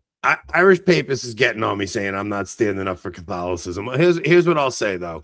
I do think if the changes at the council didn't happen, I do think if the Catholic Church was not as messy as it is, I don't even think that most of the Orthodox conversions right now will be going to Orthodoxy. I think they would be going to the Latin Church just because we're in the West. So I think a big part of the root cause of all the mess we see is because the Catholic Church has a lot of things it has to work on right now. So it's like, first off, Cleve and I are not here to debate one another. Like, that wasn't the intent of this. He's not trying to convince me. I'm not trying to convince him. So I don't know what I'd have to stand up like for. I don't even know. I don't know. Whatever. We clearly have different positions, but we're trying to see where those two positions can meet and we can actually have productive conversations. So I don't know. This was never meant to be some adversarial conversation. I think he's just piety signaling because you criticized Vatican II's liturgical reforms. I mean, yeah, but I'll always criticize those. Like, It was almost like when I found the traditional liturgy, like the faith finally like clicked and made sense for me. It's like, oh, all the things I was learning about are actually, this is how they work. So, and I was raised in the Novus Ordo liturgy, and I know what it did to my faith. It weakened my faith. And it wasn't until I found tradition that I found a steadiness to my faith. And it was no longer this roller coaster ride that it was when I was younger. Yeah, I feel like people are cooked, like their brains are cooked from watching too much online content. So they think any interaction between somebody who's Roman Catholic or Orthodox means you're conceding to me and I'm conceding to you. And it's like, dude, we're just guys. We're just talking. Yeah, we're just talking. I mean, it's not like every interaction has to be a debate or a hostile thing. Like we can actually, like, we don't want to compromise on matters of the faith. Like obviously we have big theological disagreements. But on the stuff that we see that like can be like the low-hanging fruit that can actually be addressed, I feel like we can work on from a pragmatic level. Like I was talking about this on that live stream. This is the same example I brought up earlier with the Michael Lofton's diocese, where they were trying to move that priest in with the cat torturer, the guy that put the cats in the box and drowned them. He was a priest and he was convicted of that. And then after all of that kind of blew over a little bit, it didn't take that long. They tried to relocate him into Michael Lofton's diocese, and there was a bunch of pushback. And then he wasn't able to take the position because they were raising so much of a stink. This is my thing, though. Me as somebody who's Orthodox, journeying into the Orthodox Church, I don't take any pleasure in stuff like that happening in Roman Catholicism. What I think of as a father is, what if that guy was actually made priest at a diocese over there? If he's doing the stuff to cats, what is he going to do to people? What is he going to possibly do to, I don't even want to talk about even just slipping indoctrination and things and the way he talks. And the other thing is also, like, I don't view the Orthodox, like so many people want to do the get him on my team thing. But I don't, like, I'm happy when I see a Protestant convert to Orthodoxy, rather than stay Protestant. It's like, okay, we have some issues in theology here, but the one thing I'll say that I love about Orthodoxy is the understanding of holiness. And it was like, even like the Holy Fool, like the East has this awesome understanding of the Holy Fool and how the Holy Fool can actually shine a light on the absurdity of things. And like there's a lot that I learned from watching some Orthodox content creators that were awesome to me. It doesn't mean I'm becoming Orthodox. It's just like I see it as a beautiful thing when because there's no category for holiness in Protestantism. It's like once saved, always saved. So there's not a hierarchy in heaven. They have no concept of like people that live extraordinarily holy lives are more like Christ than the person who just says, I accept Jesus as my personal Lord and Savior. So I don't see Orthodoxy the same way I see Protestantism. It doesn't mean I don't have disagreements with Orthodoxy, but I see it as a very valid form of Christianity that can lead people to heaven, which I'll probably catch crap for saying something like that as a Catholic, but it's just my view on it. I mean, I think within the Roman Catholic Church, they concede that we have, valid Eucharist. So I don't think that's outside of the scope from the theologically, from y'all's perspective. From the Orthodox perspective, though, we're very exclusive. Like we would say, just to be clear, we believe Orthodoxy is really the only. I know you, but I also believe the Catholic Church is the only, you know what I mean? Like we both believe that, but I can still see some of the good things in it. Like, we both believe we're in the one true church. Obviously, I wouldn't be Catholic if I didn't believe it was the one true church. Right. Yeah. I mean, that's like maybe somebody will see me retweeting a trad cat or something and saying like, or saying something nice. Like I say nice things about Timothy Gordon on my show a lot. I say nice things about the stuff that you post as well. One thing that I respect about you, Anthony, is you probably the best Twitter rage bait troll. I got a good Twitter game. I'll accept that compliment. It is on point. I wish I could do it, but I think people would genuinely, like, you can get away with it and people don't think you're stupid. But if I said it, people would think I was genuine. Like, that's my fear. Like you say it, and it comes off in such a way as like people know you're playing the game. People know you're kind of trolling a bit. Me, I think I'm too serious. People would be like, nah, this guy's actually my favorite tweet I ever wrote, and people have stolen it from me. I can always tell somebody's going to steal something from me. Like once something hits 100,000 views, I'm like, who's going to take it? Who's going to take it? But the best one I ever came up with was, and I made a t-shirt out of it, was, have you accepted Mary as your personal mother and intercessor? Nice. And it set off the Protestants into a rage like I've never seen, to the point where James White did a sermon on it. That one, and the thief on the cross was saved because Mary was praying at the foot of the cross for him. Those two tweets will live on forever in Protestant infamy. They're amazing. Yeah. So let's get to this comment here, because we're talking about this a little bit behind the scenes. Irish Papist says, I generally appreciate Cleve too, but Pope Respecter has his card. Pope Respecter is the most annoying person on X. Look, I gotta say, nothing against you, Irish Papist. Look, there are Roman Catholics that I have respect for. Anthony's one of them. Timothy Gordon's another one. Anthony Stein's one. I could name a couple of different people. I have no respect for Pope Respecter. This is the worst X account out there. Not only does he just blatantly spread misinformation, but he's super annoying, dude. This is annoying. He's the most annoying X account, man. It's ridiculous. I don't see him as a person of goodwill in a lot of situations. Like I see what he does, and I'm just like, you're just not he's just trying to antagonize. Like he's I don't know. He's just like pushing James Martin just to prove a point at times. Like he's just, I don't know, whatever. Yeah, he was like, I don't really care what he thinks. He was like, this is our new based trad bishop, and it's Hicks with his list. Man. This is our new trad bishop. He's so cool. Hi guys. We don't know. Yeah. Yeah. What a mess. No, look, this is the thing though. I'm sure, I don't know him at all. He's an anonymous account, so it's kind of hard for me to be relatively empathetic. But if I ever met the guy and he needed something, I'd help him out. I'm a Christian.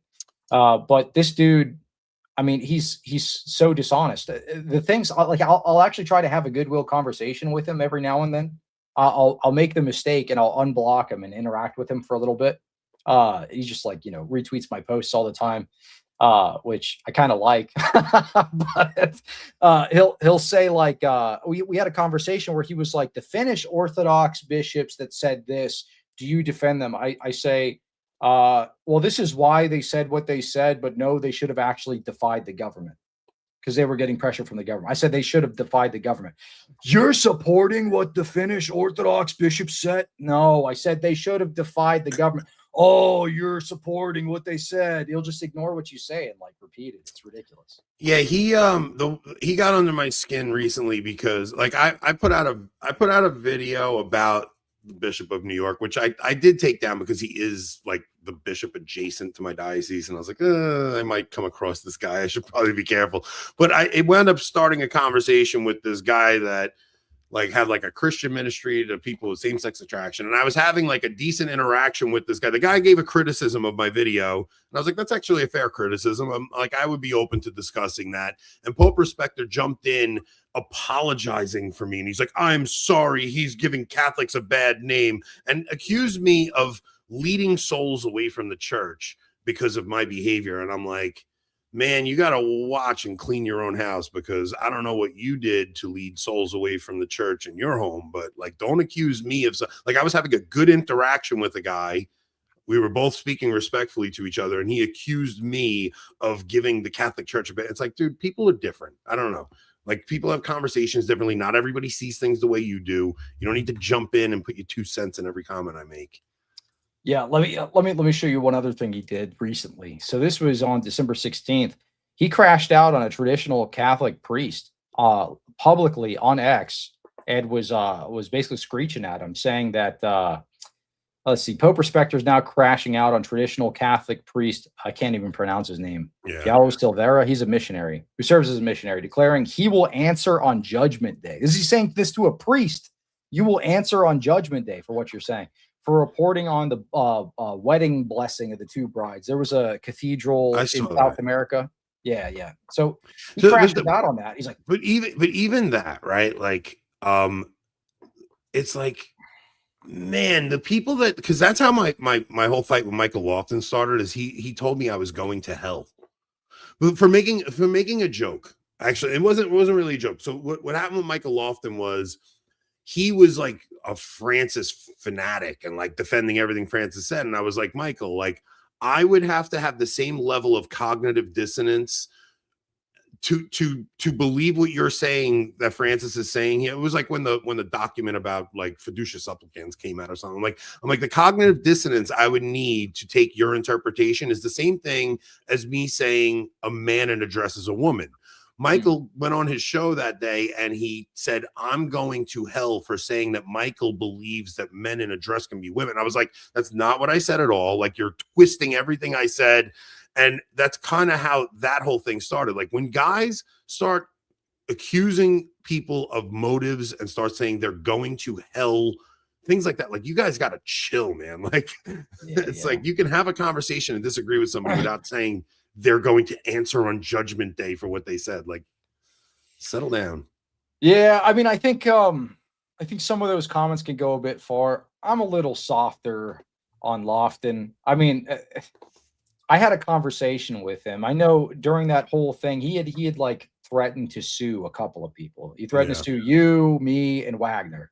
And I think those were the three.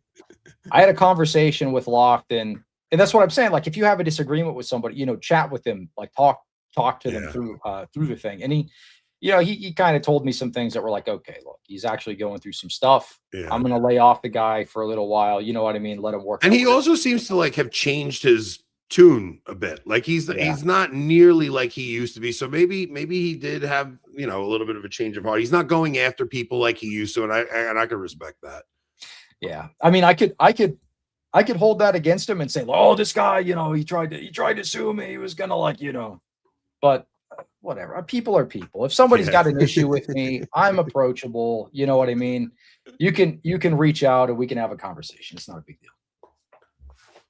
But I know you got to run, dude. Is there anything? Yeah, I do.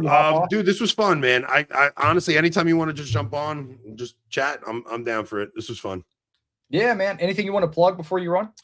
I think I might do like a 2025 year in review on Friday. I'm probably gonna have Matt Gaspers on if anybody wants to check that out, because I want to go back and remember how wild 2025 was. We had the election of Trump, like that where Trump takes office. We lost Pope Francis. We get a Leo elected. We lost Charlie.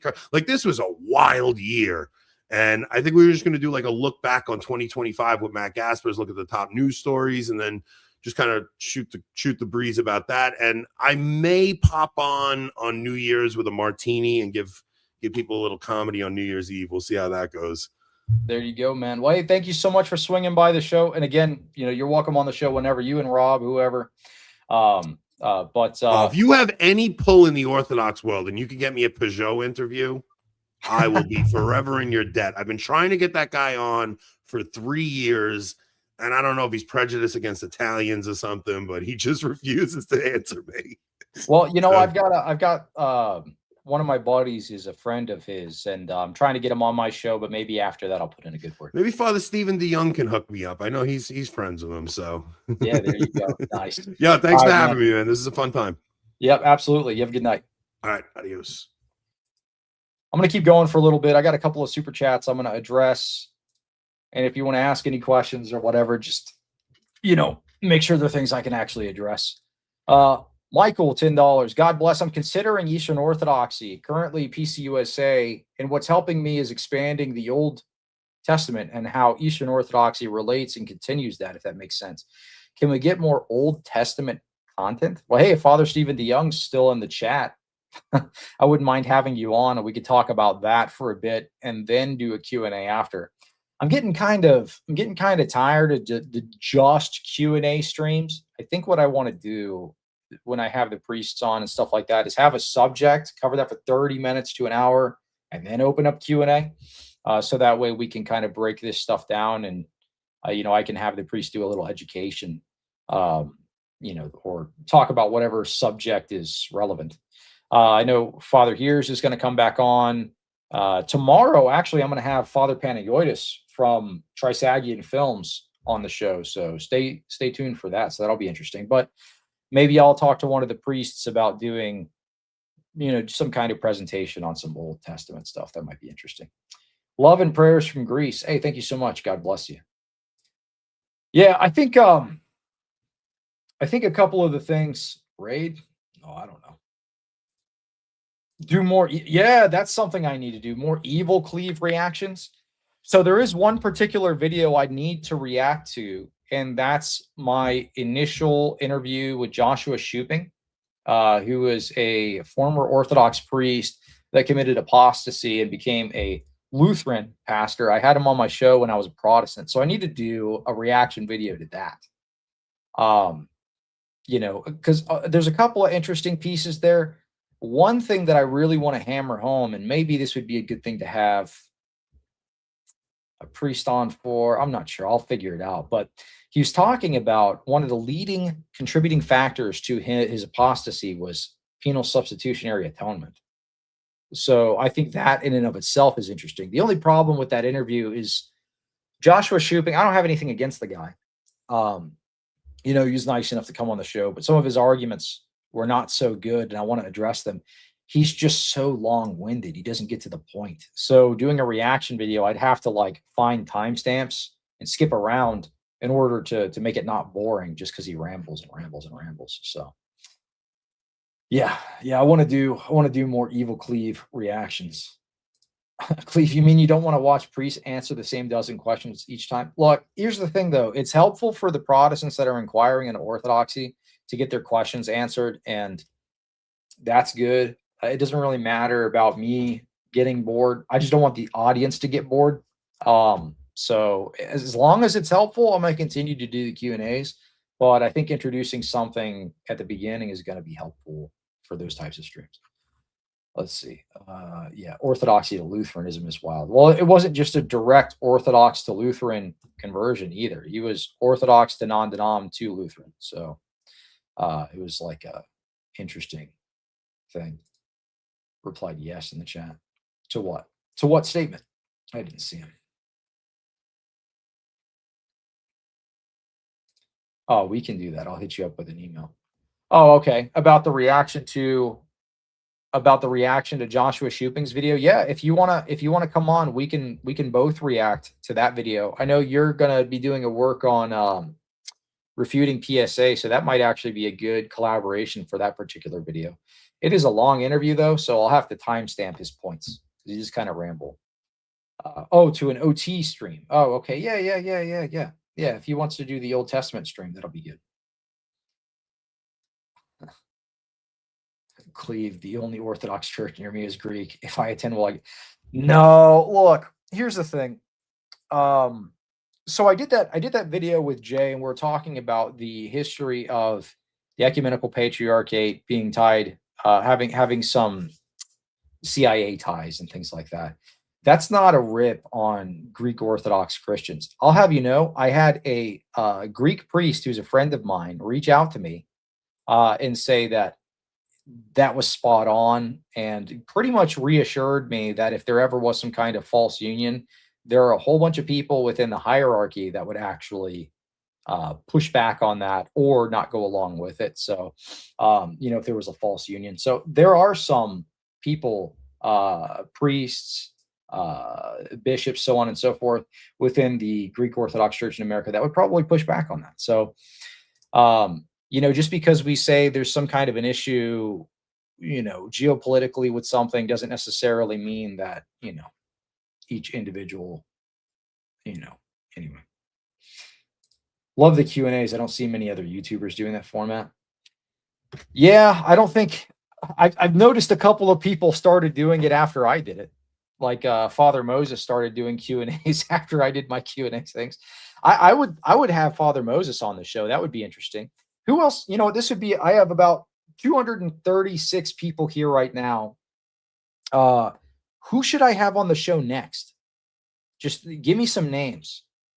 Who should I have on the show next for, you know, whether it's if it's a trad cat, he's got to be somebody relatively friendly though. I'm not going to do hostile interviews that are going to turn into like theological debates. If they want to be hostile towards my person, I don't really care about that.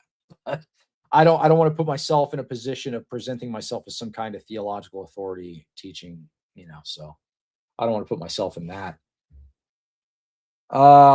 If I have Wagner on, he's going to turn it into some kind of theology thing. So I mean, I don't mind Wagner. I think he's all right. I think he's a decent enough guy. I did publish a video not that long ago talking about how he was defending feminist ideology, but Wagner did come back and say he actually did agree that Joe Heschmeyer's example was bad. So he kind of walked back some of those statements, I think. Granted, he didn't walk back everything he said, so I don't want to misrepresent them, and you know, but he did say that the Joe Heschmeyer example was messed up. Father Trenum, yeah, I wouldn't mind having him on the show. Bartholomew, hey, I would have, look, I was talking about, you know, if you have a disagreement with somebody, have a conversation with them, kind of deal. Sometimes some of these, like you do, like, you know, scandal news or whatever, there's probably some kind of context that you're not getting in the background. So if somebody, like, he would never do it, but I'm just, as a hypothetical, if the ecumenical patriarch ever did want to do something like that, I would not be opposed to having him on and asking him questions. It's not going to be a softball interview, and I'll present them with what I would ask ahead of time. But I said the same thing about Epidophoros. If he ever wanted to, I would have him on and do that kind of thing. I would present the questions ahead of time, but I wouldn't shy away from having a conversation with, you know, with people like that. Tim Gordon was just on, by the way. Sam Shimon. No, I don't think I would have Sam Shimon on. He's very unstable. Pray for him though. Pray for Sam. I don't really want to work with him at all. Have Joel Webbin on about Zionism. I don't think Joel Webbin likes me. I don't think Joel Webbin likes me, but that could change. You know, you spend a couple of weeks being a reply guy to some of these guys, and they change the opinion on you. Pine Sap does not like me. Nick would never come on my show, though. Pine Sap may come on, but it would be more of like a debate thing. I don't really have. I mean, I think Pine Sap has some bad takes. But I don't have an issue with him as a person. I actually set up a debate for him and Danny Philtalk a while ago, and that was pretty cordial. I was going to host that on my show, but I ended up not doing it because it overlapped with my conversion announcement thing, and I was like, I don't want to be doing anything controversial right around that. So let's see. Redeem Zoomer. You know, this is the thing. So I was talking to a friend of mine who's a Protestant apologist, and I had pitched him this idea because he texted me and he said, hey man, I want to figure out a way that we can collab again. So I said, well, why don't we do this? How about you come up with tough questions, not debate questions, tough questions as a Protestant to ask an Orthodox priest. And then I invite a knowledgeable Orthodox priest on to answer those questions, and we have a discussion about it. You know what I mean? So that way it's kind of like it's pushing it, but it's in the spirit of having a greater understanding. Think the interview that Ruslan did with Father Peter Hears. So I thought that was handled very well. I actually think the interview that Ruslan had with Jay Dyer went very well. I think Ruslan handled that well. I think Jay also handled it well. Mario again for vibes. Yeah, hey, so we are going to be doing a Orthodox Avengers podcast on the 8th. So the 8th of January, it's going to be me, Christian Mario, Alex Soren, and I'm looking for a 4th Orthodox guy to come on and do an Orthodox Avengers stream. I invited Luigi. He's not able to make it. I asked a couple of other people. We'll see who that 4th person is going to be. But Mario's confirmed. Alex Soren's confirmed. But we're going to do an Orthodox Avengers mega stream. And then I told Luigi if he wants to hop on the next one, maybe we'll do one in February, if that'll be interesting. Rachel Wilson or Jim Bob? Yeah, I reached out to Jim Bob. He might come back on. Well, he will come back on at some point, but I don't know if it's going to be this month or next. Rachel Wilson's actually going to be on the show on the 15th. So she'll be swinging by to talk about foundations that are trying to influence the Orthodox Church to be more liberal. So that'll be interesting. Yeah, I would. I have no idea how to get in contact with Father Spiridon. No idea. Let's see. Yeah, I had Luigi on. Let's see. Who else? Pope Respecter. Look, I would have Pope Respecter on if he would show his face.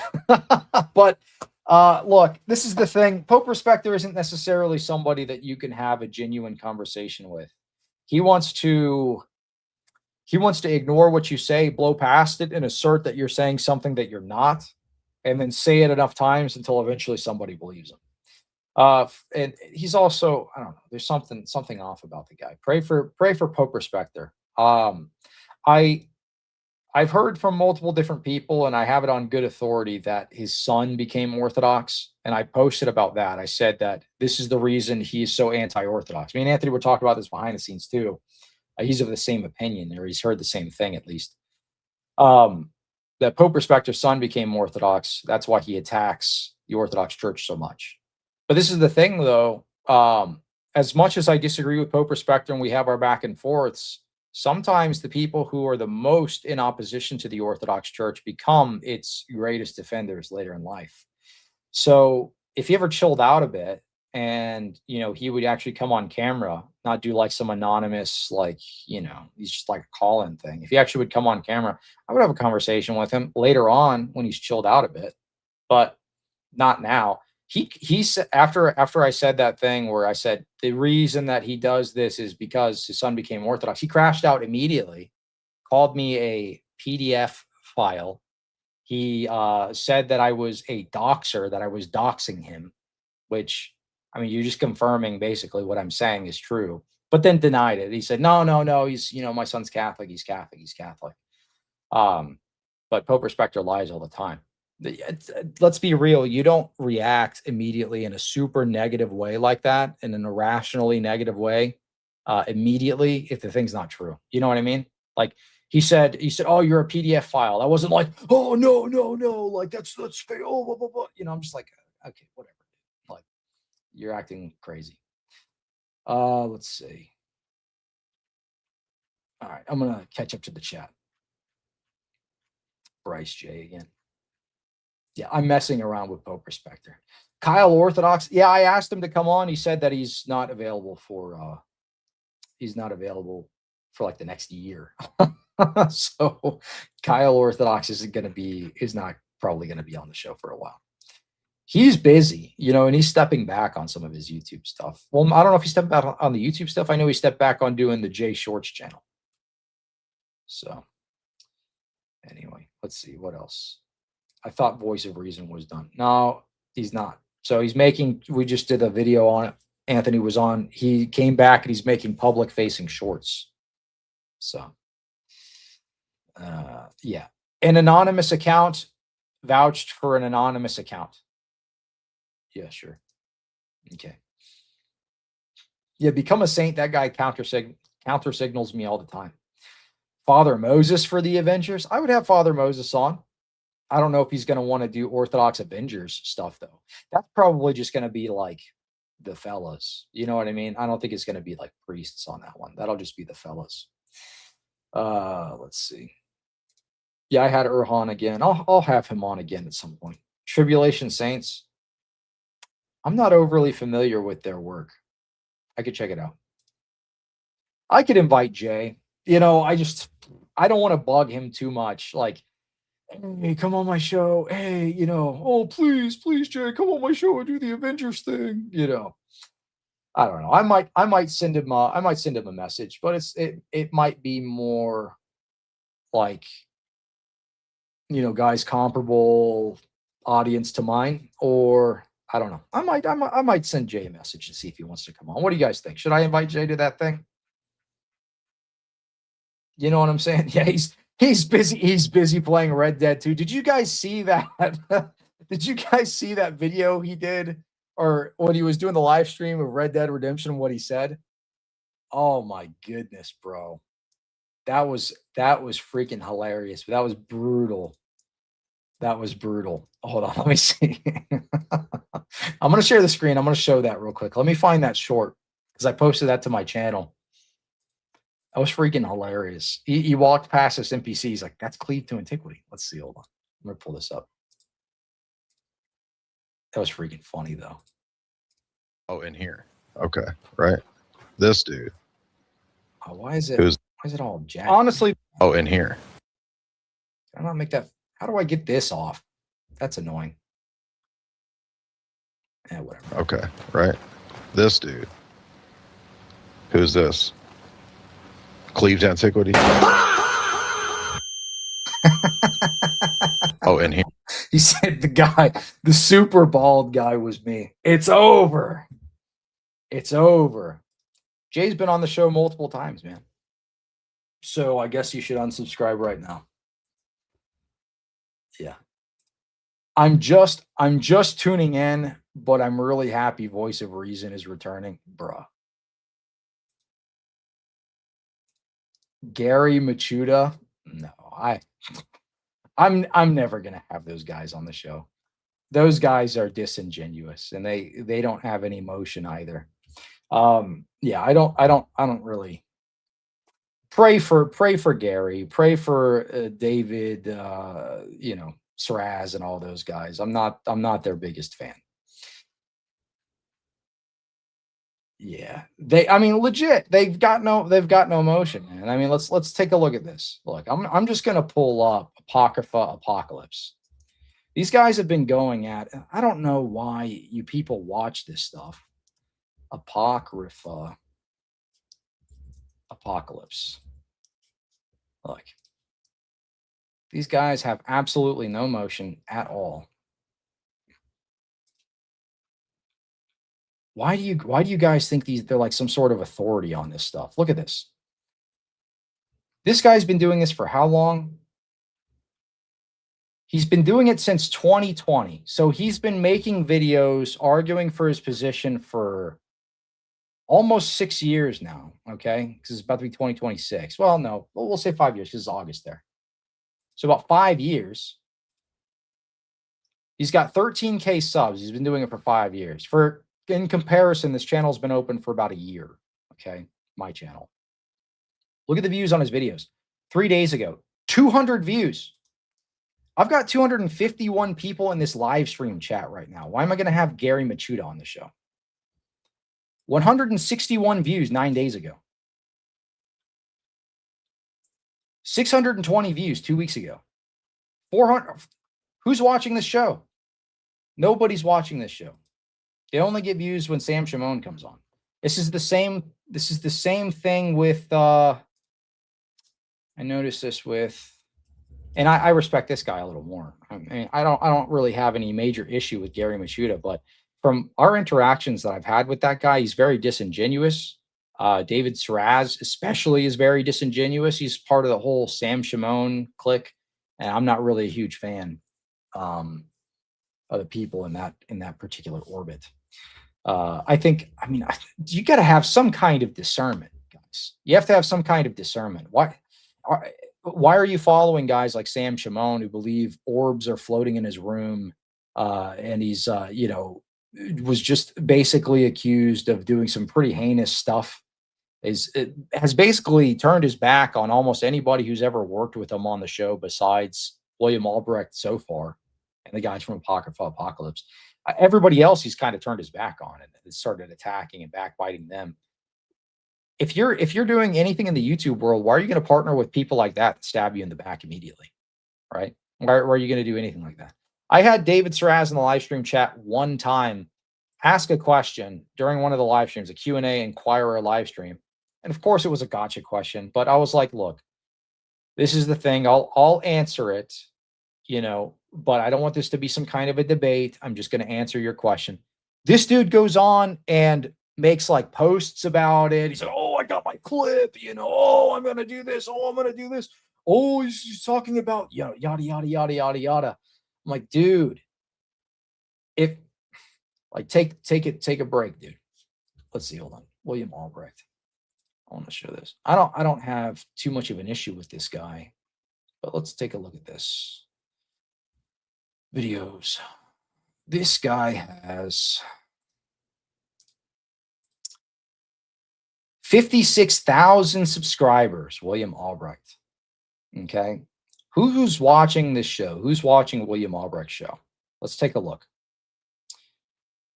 56K subscribers, 1,000 views, 401 views, 1.9K views, 700 views. This one actually got some. This was 2.9. 700 views, 500 views, 600 views, like sub 1,000 views videos for a 56,000 subscriber channel.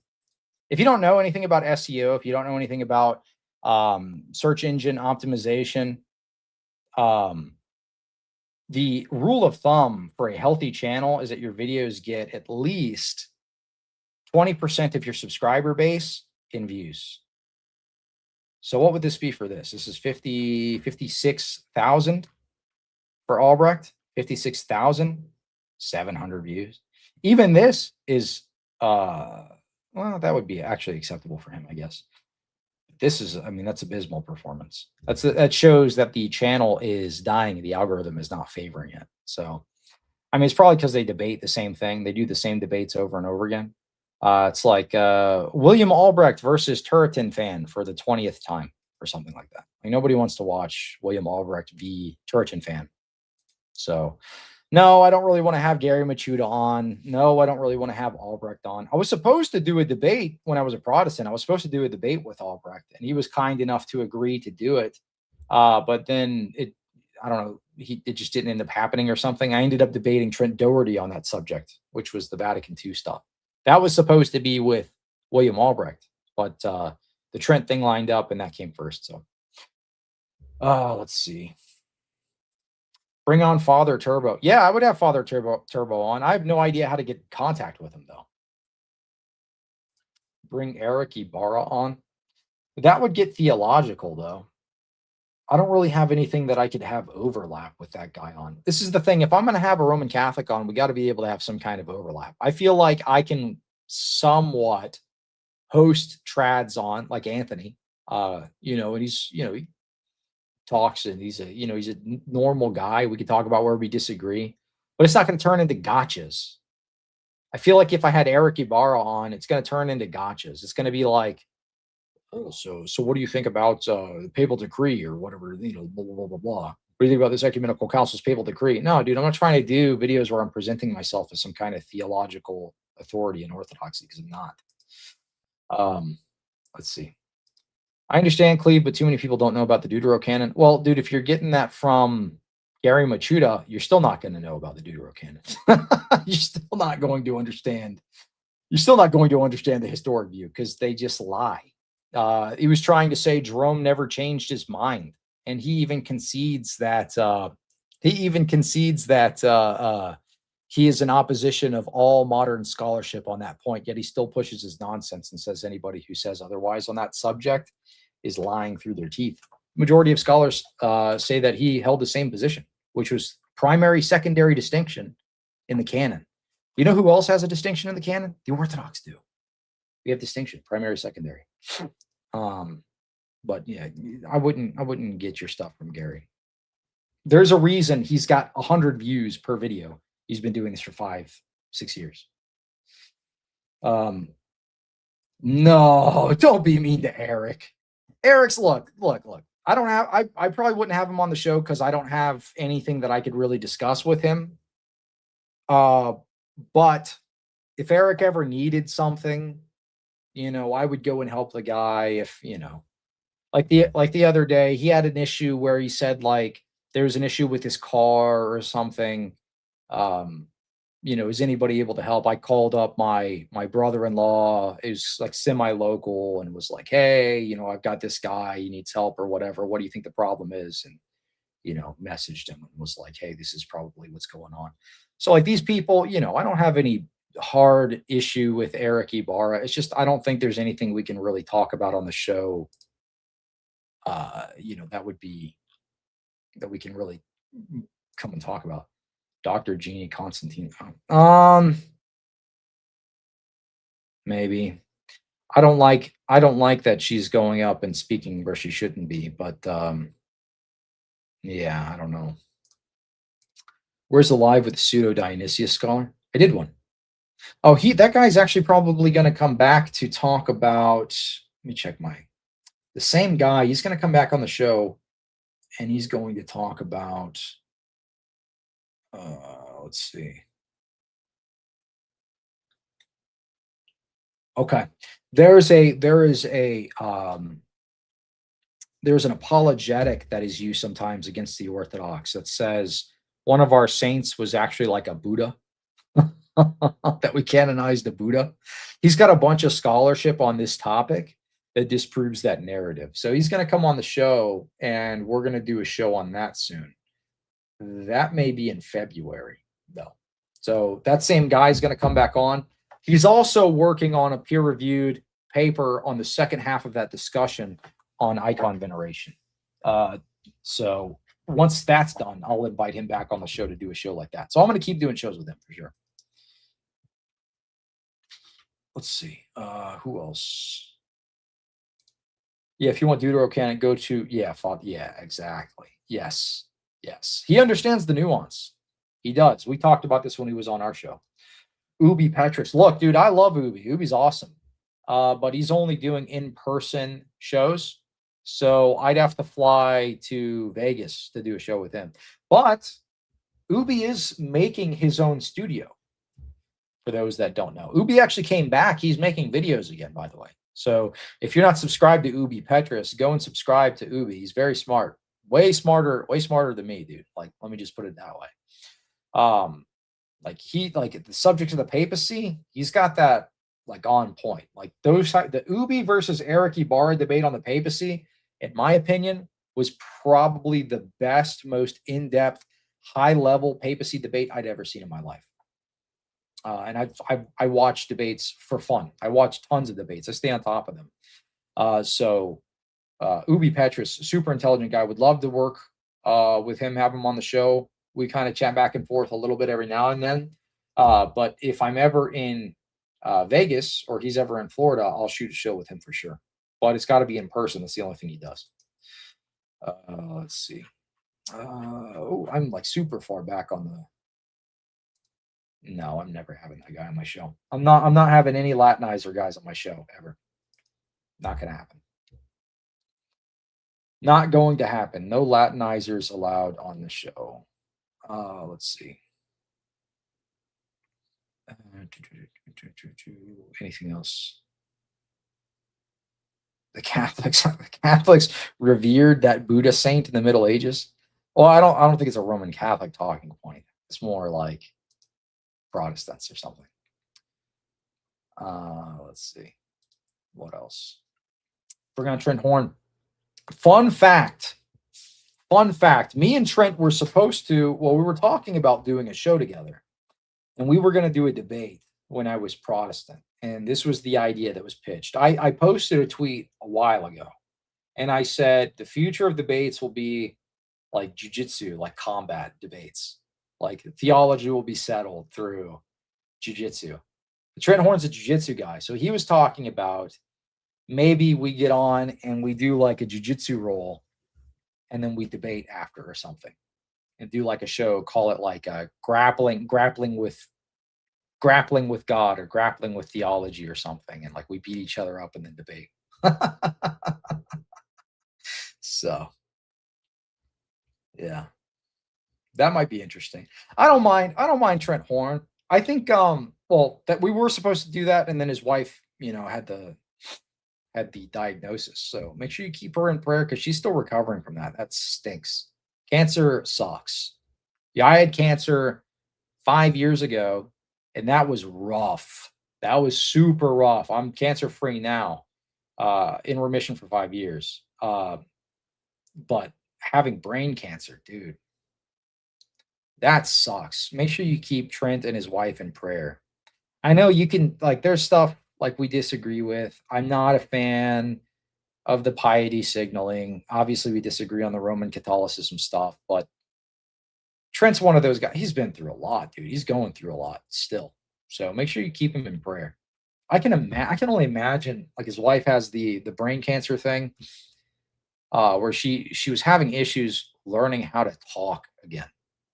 Now, when I was very young, I got hit by a lady driving an SUV. She was doing her makeup, doing her makeup or whatever. And I was riding a bicycle to work in South Carolina. I lived there for a year. I was working at Little Caesars. I was a teenager at the time. And she freaking T-bones me at the crosswalk. She's blowing through it. Like, just like, doesn't stop, nothing. She's doing her makeup or whatever. Just, I slide like 3 lanes on my face, dude. 3 lanes on my face. That's how I got this right here. Split my head open. I was unconscious on the ground. She didn't get out of her car. I'm sitting there laying there like, oh, when I come to, I'm like, oh, I've got like I don't remember what military base I was living next to at the time, but one of those dudes was standing over me and was like, oh, this guy's gonna die. Like, I'm like, thanks for that. You know. But anyway, long story short, I had a concussion after that. And, you know, luckily I came away with just the head, a broken leg, and a bad concussion. But I had like post-concussive whatever for a little while after that point. And I remember like not being able to think straight was like one of the worst things. It was like, that was the most frustrating thing ever. Cause like everything that I do involves a lot of thinking. Like doing this involves a lot of thinking. I've always been a very social guy. I got to be able to think to communicate properly with people. Otherwise, you don't understand the social context. You don't understand what to say. You know, sometimes I say stupid stuff like, you know, I don't know, you slip up or whatever. But that's very few and far between. But with the post-concussive stuff, like not being able to think straight, that's like my nightmare. Like if there was like a hell invented specifically for me, it would be not being able to think straight and being in that situation for a while. So I can only imagine what Trent Horn's wife's going through. That's got to be awful. So if you're watching this, take a moment in your mercy and pray for Laura Horn and a complete recovery mentally, for clarity in her thoughts and her speech, and also for Trent for just some peace through this time, because I know that's got to be stressful. It was tough on my wife when I had cancer. I know that it was very tough. Dr. Genie came on to do a series of talks at Father Josiah's parish. Yeah, I don't know. We'll see. We'll see on that one. Maybe. I don't know. I don't know enough about her. The things that I do know about her, I don't know. I don't want to say anything because I don't know. Let's see. Yeah, let's pray for Laura. Yeah, for sure. Yeah, it's a mess. All right, let me see. Do I have any? Okay. All right. Well, I think I'm going to go ahead. I'm going to go ahead and wrap up here. Let me let you know what I got coming up soon. So today we had Anthony on the show. So tomorrow I'm going to have Father Panayotis on my show. He's the guy from Trisagion Films. Trisagion Films does movies on the lives of the saints. If you're not subscribed to their channel on YouTube, go ahead and subscribe. And if you're not subscribed to my channel, go ahead and subscribe. You know, I do live streams like this. Maybe I'll have more trads on. I mean, that might be interesting. I've had, so far in the trad cat world, I had Timothy Gordon, now Anthony.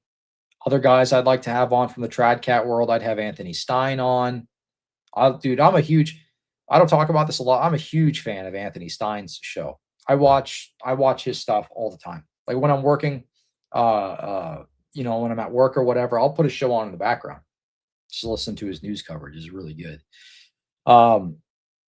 But yeah, I'd have other trads on. But anyway, tomorrow's Father Panayotis. The following week, I have an Orthodox Avengers stream on the 8th. So that'll be me, Mario, Alex, Soren, and one more guest. I might invite Jay. I'm going to see who else I can invite, maybe as the 4th person on the Orthodox Avengers. We'll see how that goes. And then the 15th will be Rachel Wilson on my show. And I'm still going to be filling in these dates. I'm going to do 2 live streams a week like I always do. So on the weeks where I only have one, I'll probably find some other guest. I'm filling up the calendar as we speak. Let's see. Yeah, no uniates, no Latinizers. Yeah, exactly. Yeah, I wouldn't consider Craig Trugly a Latinizer. He's got some interesting views, but I love Craig. He's a good dude. All right, y'all. Well, hey, have a good night. Thank you so much for watching. God bless.